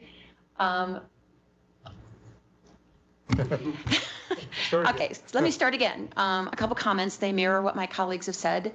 I think we need to be really careful that we don't do what the first vision survey did, and there was a whole lot of bias in it, right? So we have to be really careful on how we word some of the statements and review all of them. I do think 180 is too many. Just, it's overwhelming, but I think if we're going to do 180, we have an introductory paragraph that defines what this is. That, you know, we've looked at separate surveys, but this is a comprehensive looking at every single one of the elements. So let's acknowledge it. There are a lot of statements to look at here, but your opinion is important on all of them. And, you know, prepare them that it's going to take a little while to do it, you know, so they don't get a third of the way through and say, my God, I don't want to do another, you know, whatever on some of that. So that's what, if we're going to do something like this, I think we need to be totally upfront about, you know, what it is, or even to say, you don't need to answer all the elements. If you have one element that is really important to you, skip to it, you know, because your opinion matters. And this is why we're doing it, is we want to get as much information as we can without sort of overwhelming. So we're setting the stage when we put it out there. But like I said, I think 180 is a lot. Thank you. Joseph, do you have any other comments? Yes, and I'm going to apologize because I had not had any time to look at the survey, but based on the fact that we have 180 questions, is there any way we can just concatenate some of the stuff we already know based on our previous surveys that we've done with the public? Like Connie said, we already have, because we already know the reality of things. Water, was it the other, traffic, and some of the other concerns? We know that, but what about the outliers, the other things that maybe the public would want to address? Say, for example, dark skies. Okay, let's take out all the stuff that pertains to the water traffic issues and just do the outliers. Survey the outliers. I mean, that makes sense? Real quick, okay, well, we'll give John a chance to answer that question in a moment. Let me say a few things first, real quick. Do you have anything else, Joseph? Okay. 180 questions, whatever, is a lot of questions. It's a lot of information, and some of it is a little bit redundant at this point. We have gathered a lot of information, but at the same time, of course, a lot of work has gone into this as well already. I would personally love to see something put out there for the public to respond to. I don't know about 180 questions once again, but I will ask the question right now to Dr. Black if he thinks there's a chance that he could consolidate some of the information he's seeking, the questions he's asking, what he's trying to accomplish in the survey, and perhaps a more succinct introduction statement as opposed to a 4-page statement, something about one paragraph in length that especially all the under 50-year-olds would take the time to read. So anyhow, John, if you don't mind, I'd like to kind of just toss it right back in your lap and have you respond. I'll address each of them, I guess. 180 questions is a lot of questions. I agree with that. I think it would probably be wise to split it into multiple surveys based on, let's say, the elements. You have a transportation survey, you have an environmental survey, you have an energy survey. That allows the survey takers to very quickly choose which survey they want to take. We have currently on our webpage, we have buttons for each of the elements. You could add one or two for there's some miscellaneous ones here. So that would be one way of allowing people to get through the survey quickly and focus on those things that they particularly care about. We certainly could substitute encourage for incentivize. That's a very simple, I could do that quickly with my word processor. Let's see, what was your? I just used the comment to be sure we don't bias, because the Okay. first survey was Okay. terribly biased in the way it was That presented. brings up, and this would actually address several of your questions.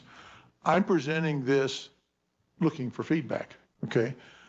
If you would go through, you talk about can we shorten it, can you go through and each of you draw a line through those Sure. items that you think we could do without? And we can sort of take a survey of ourselves here and see what we think is the most important thing.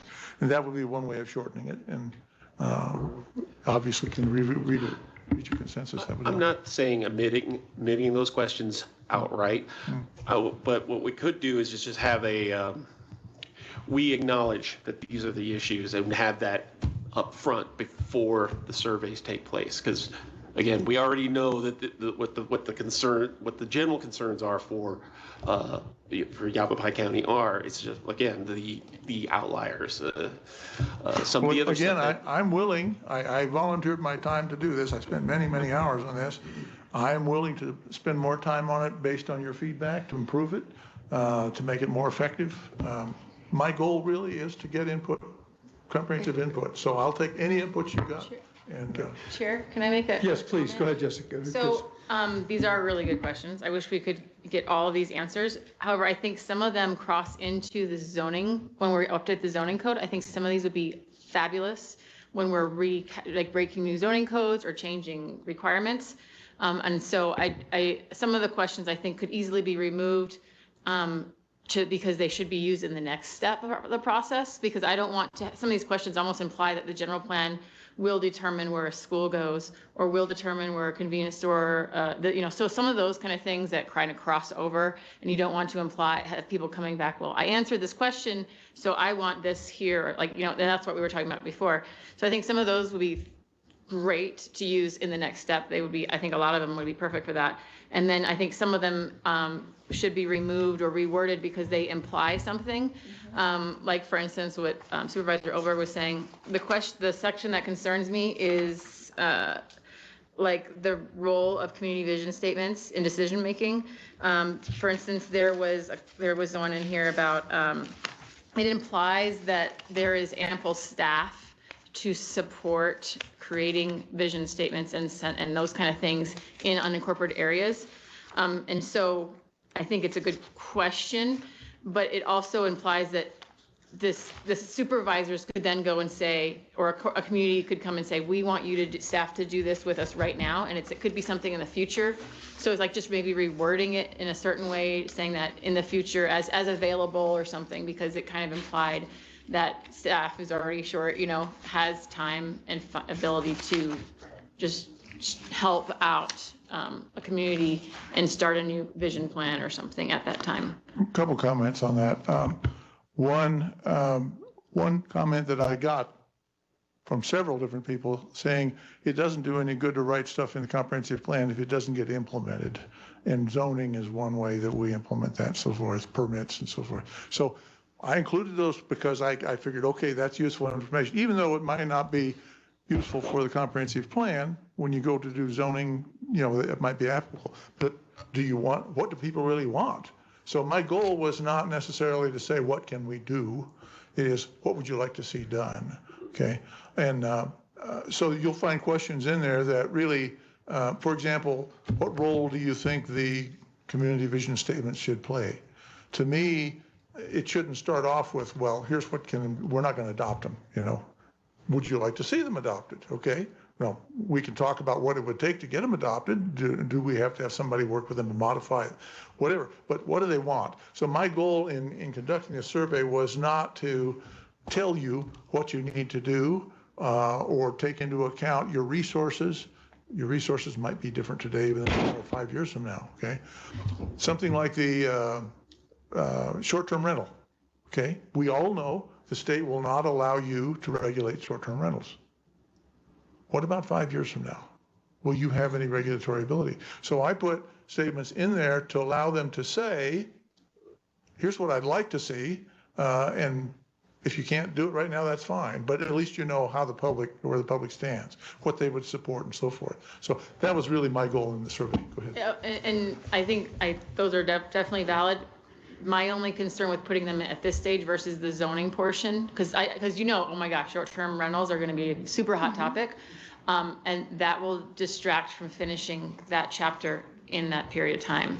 And I don't want to get because the public, it's hard, one person, but you got mobs get together and then you'll start getting comments and forums. And instead of the discussion being over the land use map, we're going in front, how do you think of the growth area? They're going to start talking about, well, how can it happens. I've seen it in community meetings, and you will get one or two people who take charge in the public in the meeting and redirect it. And so with the short time frame, I would just I love those questions. I think they are valuable questions, because that's going to indicate future policies as well. But we can, rather than saying the word short-term rental, just saying like, what are your thoughts about, I don't know. There's always, that's the thing with zoning codes and general plans. It's always, what's a better word that doesn't freak people out? And just trying to get the answer without starting a huge bloviated discussion about it is really what it becomes. I think that's very valid in terms of writing the comprehensive plan, but I don't think you should constrain what you're allowed to ask people based on what you can or can't do. I think if you really want to know where people are, you ask them, okay, and let them say what they want to say. It doesn't mean you have to do what they want done. You may not be able to. There may be legal restrictions and so forth, resource limitations. So that's all okay. But I set all that aside, and I said I want to find out what people really think, and that was the goal of the survey. That's why I phrased it the way I did. Okay, thank you, John. Mary, you have a comment you'd like to make? I do, and I want to share, I guess, what Jessica is saying. I think if we're putting planning and zoning questions into a general plan survey, people are going to assume it's part of the general plan. I think that's sort of misinformation, and there could be a lot of expectations. So could we take all the questions, which are really good, or the statements, and say, we understand that there are other issues and they might relate to, say, planning and zoning, and we're going to do a similar survey when you start to address some of those kinds of things from the community perspective. Because I can see it now, and then people comment, because some of the planning and zoning people have a whole lot of passion about, right? And all of a sudden, if it's not in the general plan, but we've asked about it, where has their information gone?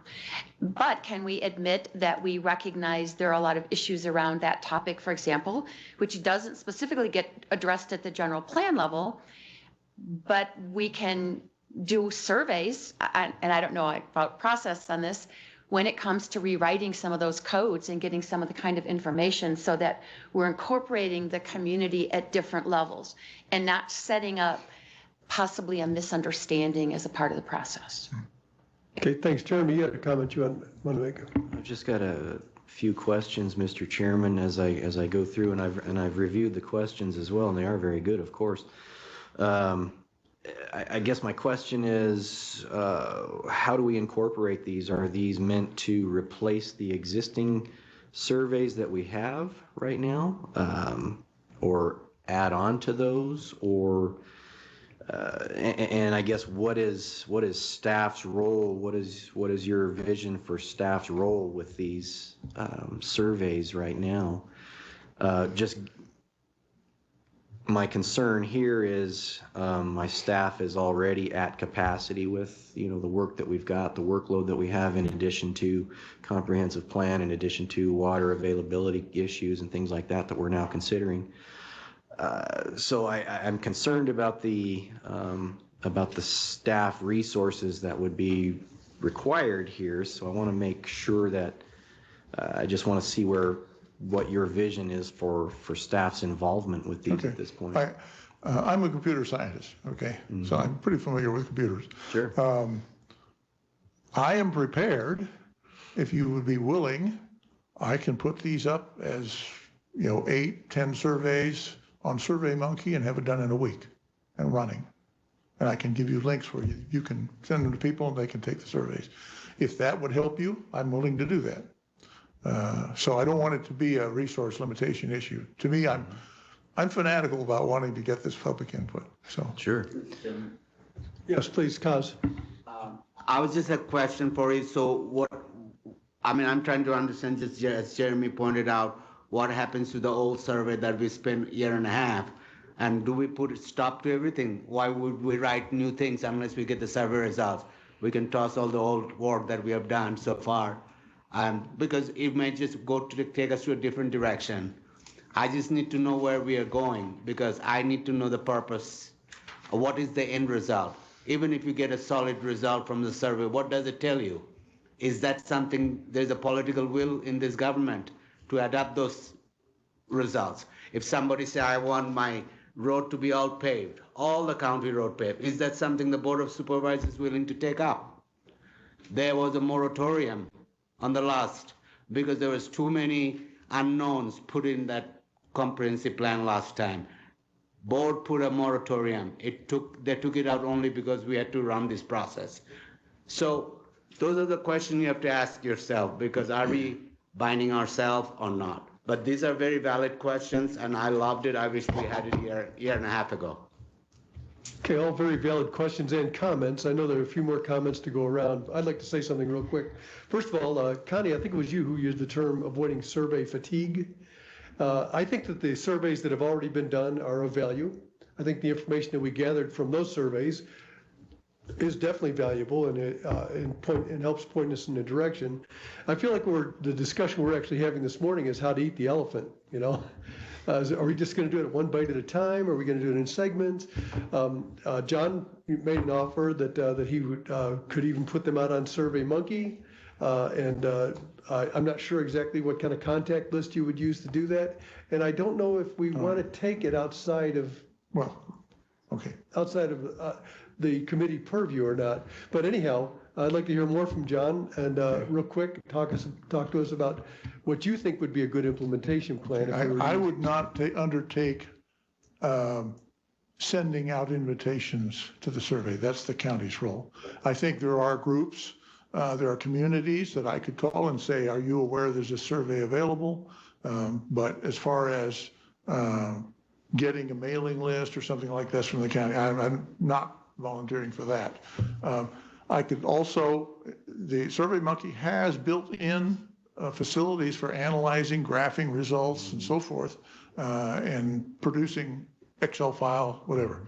So everything that your staff would normally do, I can provide to you. I'm just serving the role of facilitating the survey collection. So, Mr. Chairman? Yes, Jeremy, please. So are these, again, are these meant to replace the existing surveys that we've got right now, or? That's a good question. Frankly, I'll be frank, I thought the way in which we developed those surveys was unprofessional. There were no meetings with the public to put together the questions for the surveys. They were put together by the staff. I'm not saying they weren't valid questions. Some of them didn't make much sense. I mean, I objected, for example, to the question, do you think we have enough vehicle charging stations for the foreseeable future? What does that tell us? Okay. So we had a chance. We had 8 surveys presented to us in 2 meetings. We were asked to comment on them, and they were put up. We were never asked to make a motion to accept them or whether we thought they did an adequate job. I think it was rushed. And we're left with that legacy now. We're left with surveys which really are not very comprehensive, did not originate with public concerns. It does raise a question of how much are we getting out of those surveys and postings? They're already posted. People, I presume, are taking the surveys. Okay, that's done. So I guess to me, it's not my place to say what to do with the existing surveys. I would like to make a distinction in the survey by calling it a citizen-inspired survey so that people can understand where it originated, why we're doing another survey. But as far as what you do with the existing surveys, I think that's up to you. Well, excuse me. That's okay. Make your comment, and then Connie is right next behind you. Yeah, and I don't disagree with you the way that our existing surveys were created. That being the case, we've had quite a few responses, and Jessica provides semi-annual or semi-monthly updates to the Board of Supervisors with the surveys that we've got now, and I think they've produced quite a bit of good information in terms of what concerns the public has and what is and is not important to the public at this point too. I think given that that the questions themselves weren't put together professionally, they're still providing some pretty valuable feedback at this point. So I'm hesitant to replace them completely. That's I would not take them down. They're already posted. So there's really no reason to take them down. Okay. Okay. I mentioned survey fatigue. Well, first of all, Connie's next and then Mary. But the real fatigue I'm concerned about is staff fatigue at this point. You guys are spread so thin. Whatever plan we devise, it has to be a plan that's not real staff heavy. I believe personally. Once again, I can't make a decision. I'm just the chair of the committee. But that's the direction I would like to see our decisions go in. Connie, you have something that you'd like to? Actually, Harry was right before me, but I'll go right after Harry. Okay, fine, Harry. I agree with the comments of survey fatigue. You know, every time we've had a survey come out, I've gone out to my community, said there's a new survey out there. Please go in and start, you know, giving us your input. And I don't want to see another 4 or 5, 6 or 7 more surveys. I think if we can get a shorter survey once more, I think that would be more beneficial for my communities, because I think they're really at the fatigue point. As far as whether or not they replace what you've already done, no, I think this is additive. I think you can incorporate and say, yeah, this is the same thing we had in our own surveys, and you can see what the answers are.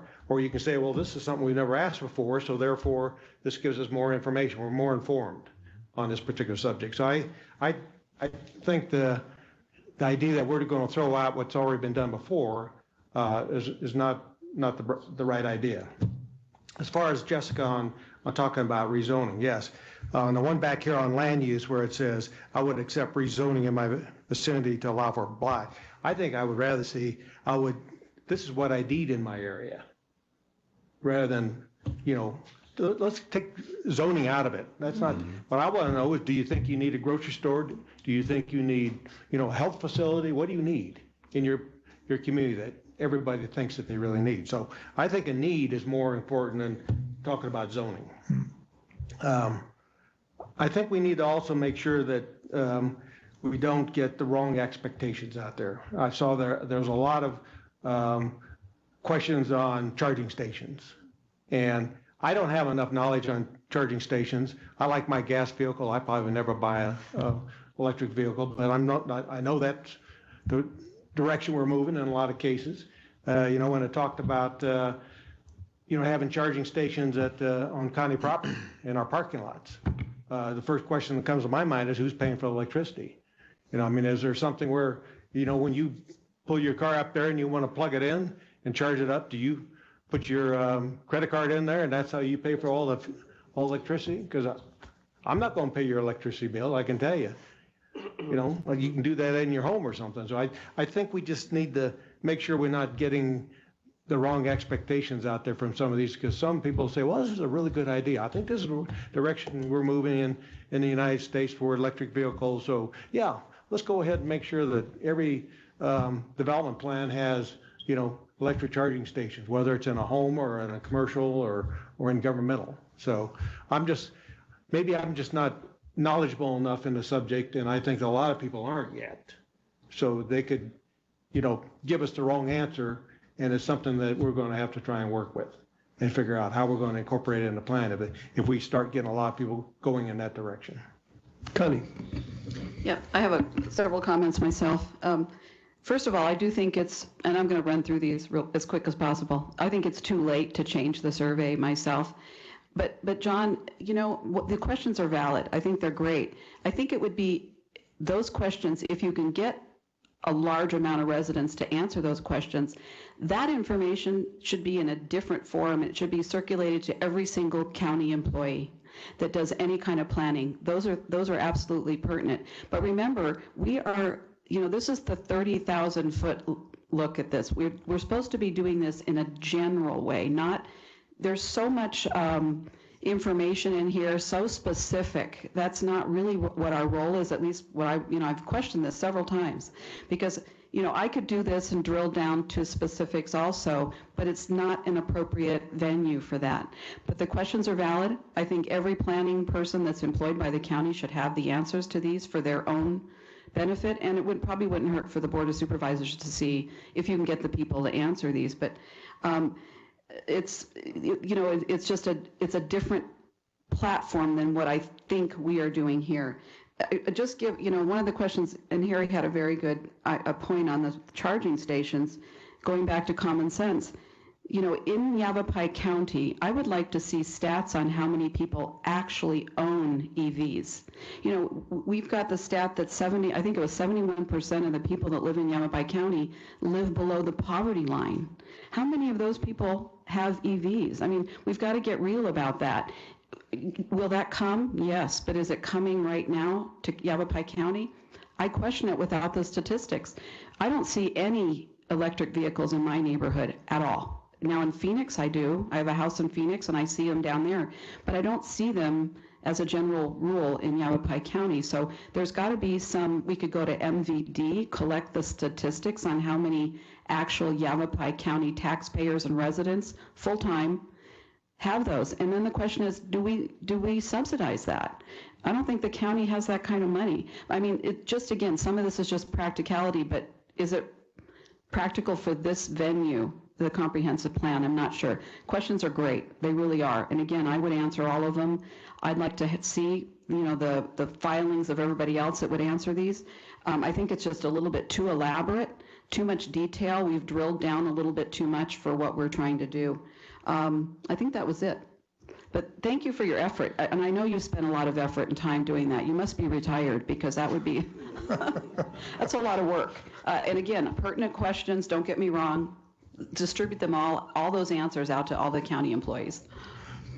Just in response to that, I understand what you're saying about some of the questions seem very drilled down, maybe not appropriate for the comprehensive plan.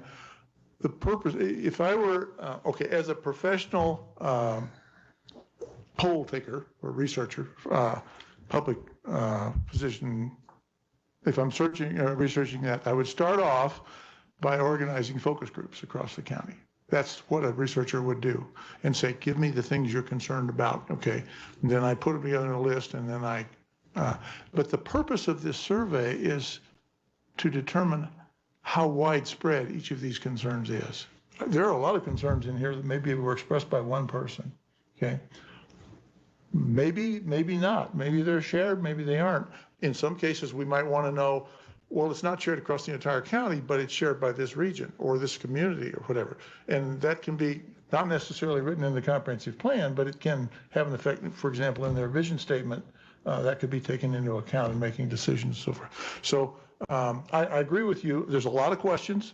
There's some of them you might look at and say, I don't think this is going to be widely shared.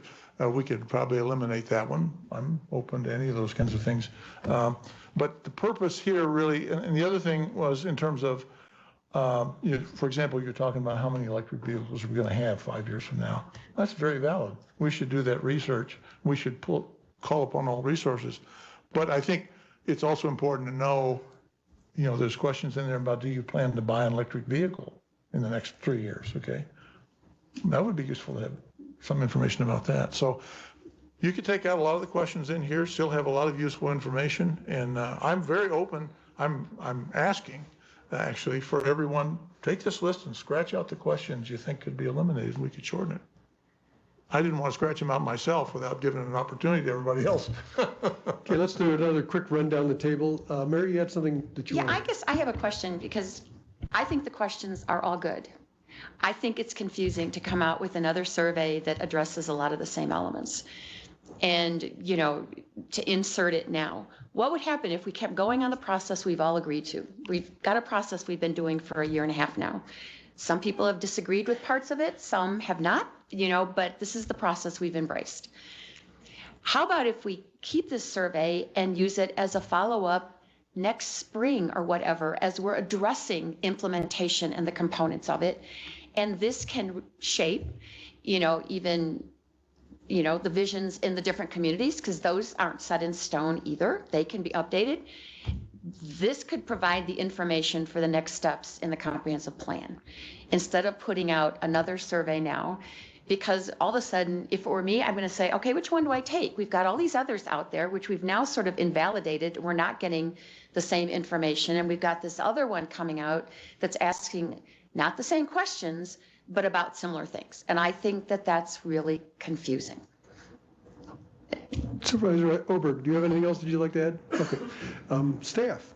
Mr. Chairman, I mean, that's very good point. All of you brought excellent point. I also like the point that Supervisor Oberg made, that maybe we can take one of this page out when you go for your outreach and, before you start your meeting, hand it out and see if we can get some response and then maybe incorporate it. I mean, that's one way, but just going through the survey, do you know how much time it takes for staff to go through the Excel spreadsheets, and then people go like, I cannot figure out how this is going to happen, this and that. I don't have any staff left in my office and no more time. And worst part is that we have such a tight schedule. I don't know where it's going to place us, because what's the point of having a survey if we don't use it?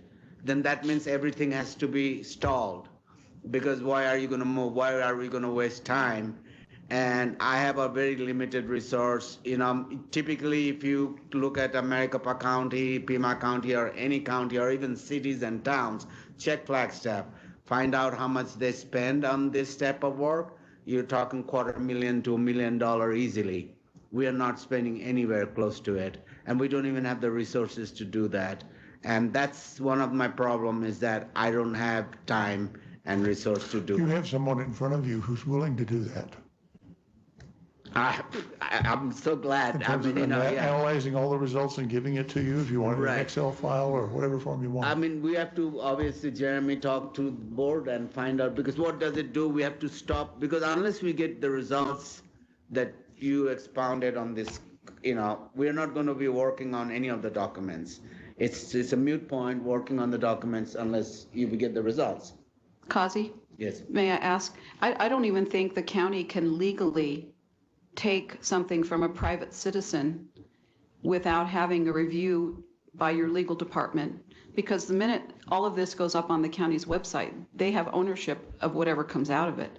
Mm-hmm. And I think if you do consider this, I think you better consult with your legal department. One thing, I think we have not done the land use survey yet. I think there would be a way to implement or rewrite, a couple of them I can use, some of them might be tweaks, but I think they would be great to be because we haven't even done that survey yet. So these could definitely be added and part of that for that chapter. All the other ones have already been uploaded. I mean, I think growth area was recent. I don't know if we want to add more to that, but there's ways we could try to, with the open space and like transportation, and energy, and those survey results that we got from the original ones, those are all very overwhelmingly one-sided, preservation of open space, very concerned about that. Dark sky, preserve dark sky, make it darker. Transportation, there's two topics that keep coming up is traffic and rural area issues with accessibility when there's an accident. And then energy, they're for solar, not so much wind turbines. There's certain things that are overwhelmingly based on the 200, now we have over 200 survey responses back. In each district, they favor, some districts have other things, but I think definitely, if the concern is adding to what we already have and stuff like that, definitely land use, we can hit on that. And then some of the other ones, I think some of the other questions in here could actually go into the land use section as well. I think they translate very well across, and they can be added as well, as long as we'll try to keep it brief so it's a quicker, I know SurveyMonkey, they have their calculator on the side that gives you a percentage based on smiley or non-smiley, what's the response rate kind of thing. And so just trying to keep it in that rate of number of questions and how they're, like you're asked if it's strong support, somewhat support, adding that extra instead of yes, no. And then putting back the supervisor district question in there, and community district question would be really helpful. But that would be, for sure, we could definitely do that, I would say. And then depending on how the committee wanted to address the rest of the questions or how they wanted to proceed with that, that's, Thanks. We're kind of headed in that direction right now. Jeremy, you had one more comment that you want to make? Yes, Mr. Chairman. So just from what I'm hearing from the committee members too, and I don't know if what direction the committee wants to take with this, at all at this point, but given where we're at, I could make the suggestion that the committee takes these questions and kind of pares them down to what they feel is appropriate, and you know, and also in the interest of avoiding survey fatigue.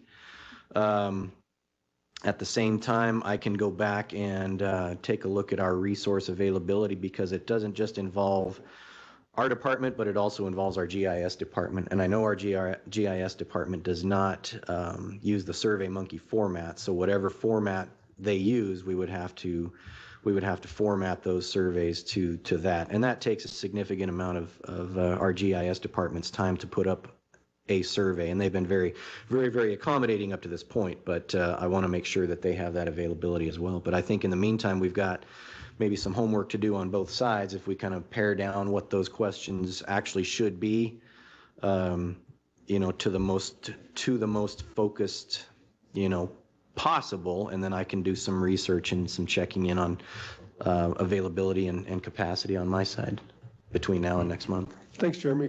Based on everything I've heard so far around the table several times, everybody agrees that they're good questions. They're all really, they're well crafted, very scientifically done, but there are other concerns: staff fatigue, survey fatigue, just general customer fatigue, maybe. But I think it sounds like the very first thing that could occur that would be most satisfactory to everybody would be for you, John, to go ahead and take your survey and do your best to reduce it into a better bite sizes, I guess, and make it a little bit more objective possibly, and give everybody an opportunity to review your work well before the next meeting, which I believe is going to be, what, May 14th? Yes. Is that correct? Anyways. And for our next committee meeting, and have everybody have an opportunity to review your redone work, and also give staff an opportunity to really review what resources are available to help accomplish this. Thank you very much for offering to do all the heavy lifting, but I think there's a little bit more that's involved in it. We may have to have some sort of a legal review process. There's a lot still to be done before we can just implement this. So would that be acceptable to you to do that first step to get that to us? I'm willing to do whatever you want to do. I really would like to receive input from both staff and the committee here on what questions they feel could be dropped. I mean, for me to just arbitrarily make that decision, I would look for more input on that. Well, that's fine. If they have the capability to do that, then that would be a wonderful thing. Let me just throw something out. I violated my own rules here in that I didn't say this is version 1. I also Sinner. Yeah, I also didn't number the questions, so there's some things I failed to do. If I had numbered the questions, they could, you know, simply send in a list of questions they think should be dropped. Is there some way that I could slightly reformat this document and make it easier to review, and then have the staff send it out to the members? Go ahead. Yeah, what do you think of that? Yeah, Mr. Chairman, we can do that if you want to simplify it and or reformat that into a more organized document. We can get that back out. So I could do that and send it to you, and then you can send it out to the committee members. Yep. Okay, very good. And this will be an agenda item in the May meeting for Cpac, and we'll make a decision then what direction we're going to take this and what we're going to do with it. Okay. Thank you very much for all the work you've done on this. Well, and I think it's tremendous. It is actually tremendous. That's one of the issues. I'm just wanting the public to have a voice in the process. Yeah, thank you. I appreciate that. Mr. Chairman, if I may, Please, Kazi. Keeping everything constant as we are moving along, as Connie and Mary mentioned, because we're so far along, at least we can look at concentrating on the land use element survey that you have over there. Those are some of the important ones we can definitely incorporate and have that up and running. So let's concentrate on that. Because that's going to be very useful if we use that. And then the rest of them, I like your proposal that you mentioned that we can come back in spring and amend some of this, put up those, and then if we look for any specific, because ultimately, if you have this survey, I know I keep telling you that when you talk about community vision statement, community plan, we're not doing that over here. We are just doing one plan, and that's a county-wide comprehensive plan, and it applies equally, evenly everywhere. So, I mean, all these questions, I would have serious doubt if anybody in Yarnell is going to pick it up and find out interesting, or if they look at it, time, or even in Peoples Valley. I just feel like I need to take it out to them in person. And, you know, as Supervisor Oberg mentioned, if we take it out in person, it'll have more value than them looking on online internet, because they just don't have time to sit down and do 20, 30 question internet time. They don't. They come home, they're busy, they're working. But if they come to your meeting in a town hall, you hand it to them and say, would you please, you know, take this survey. They might be doing that. So I think that's what we need to do. Good. So it sounds like in the intervening period of time between now and the next time we meet, any town halls, any community meetings you have, this could be one of the questions that you pose. Would you like to have initial survey information? Here's what we're thinking of doing, so forth and so on. Get some feedback from the public. So I could reformat this for two purposes. One, to allow the committee members to tell me which questions to drop, and the other to put it into an actual survey format. For example, I say you're going to be asked to respond as you support or don't support, but there's no place on this. I just put the statements. But if we put it into a survey form, you could then take it out. Yes. Yeah. Good. So John, get to work. Okay. Thank you very much. I appreciate once again everything you've already done. Okay. Mary, you have another comment? This isn't about the survey, but talking about the electric cars. I believe in the Verde Valley, all of the electric stations have been paid for by APS. So I think we want to be careful saying the county's going to have to pay for it, because APS may be willing to step up and pay for some of them like they have done within the different cities and towns. Yeah, once again, their charging stations are pay as you go. They're not freebies. Okay, I think we're ready to, I believe we've wrapped this up for now. I think we're ready to move on to other business. Once again, thank you everybody, including John. Upcoming items of interest for the Comprehensive Plan Advisory Committee, I think that's Jeremy. Go ahead. So, Mr. Chairman, yeah, most of what I wanted to talk about has already been covered here today, but I did want to let the Comprehensive Plan Committee know that we've got we've got 4 scheduled upcoming town halls in which staff and I will be present to talk about the comprehensive plan in districts 2, 4, and 5 in the next month. So those are coming up. Those are already scheduled. Kazi and I are going to be working on the open house schedules here, as he talked about a little bit earlier. So we are going to be getting out pretty aggressively into the communities here shortly. Also, the permit dashboard, permit history dashboard that we had talked about a little bit earlier. It should be in your inboxes right now. Our Andrea back there in Mission Control already sent that out to you this morning. So you've got that information at your fingertips as well in terms of the growth area element. And that was all I had for you, sir. Well, once again, special thanks to Mission Control. The next thing up then is roundtable for committee members on any topics not included in the agenda today. John, go ahead. Couple of items. One of them is that on the meetings page for this committee, before each meeting, there's an agenda published and there's a packet that's made available to the members and also to the public. They can download it. What I've noticed, and then after the meeting, the video is put up. What I've noticed is that after each meeting, the packet is taken down. So if someone from the public wanted to review the document, for example, we sit here and talk about documents and we got them each in front of us and we're commenting on the wording or whatever. Without having that document in front of you, listening to the video, it really doesn't tell you what went on at the meeting. You really can't follow it. So I think it's important to keep the packets up there. My understanding is that Development Systems has only been allocated a certain amount of disk space by IT, and that the reason they're trying to conserve disk space by taking those down. I don't think that's a serious problem. I mean, I can go to Amazon and buy a 16 gigabyte disk for $88. So I don't think that's really an issue. And I would like to see more disk space allocated to Development Systems so that you're able to do what you need to do. And I would like to see those packets retained after each meeting. So that was my first concern. Jeremy? You have a comment? Yeah, Mr. Chairman and John, let me go back in and look at our process and see what we can do about that.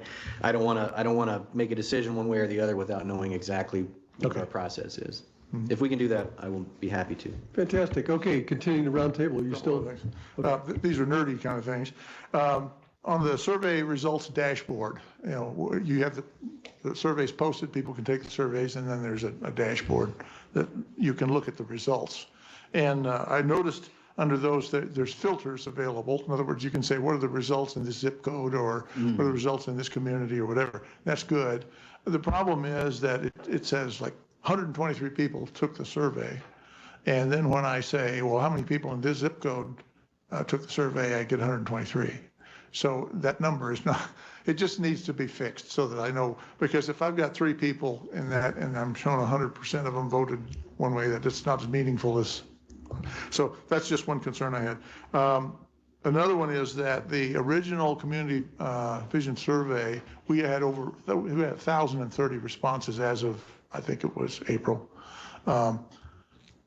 900 of those responses were for the first run of that survey. Then it was taken down, and then we said, let's put it back up, and you got 150, something like that since then.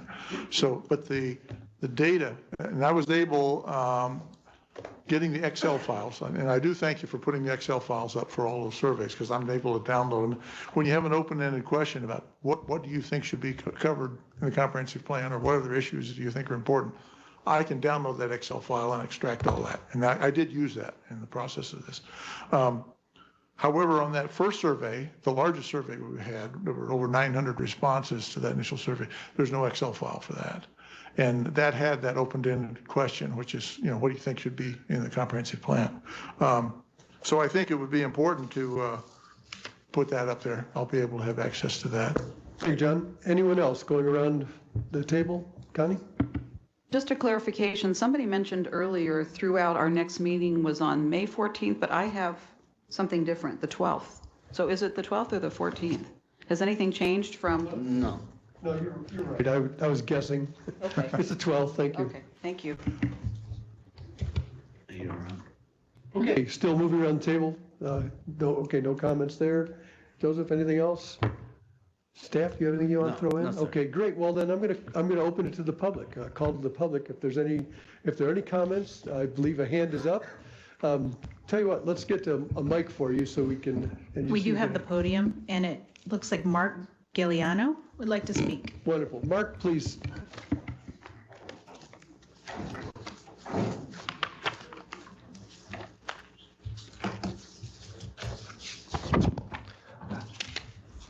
Hi, my name is Mark Galliano.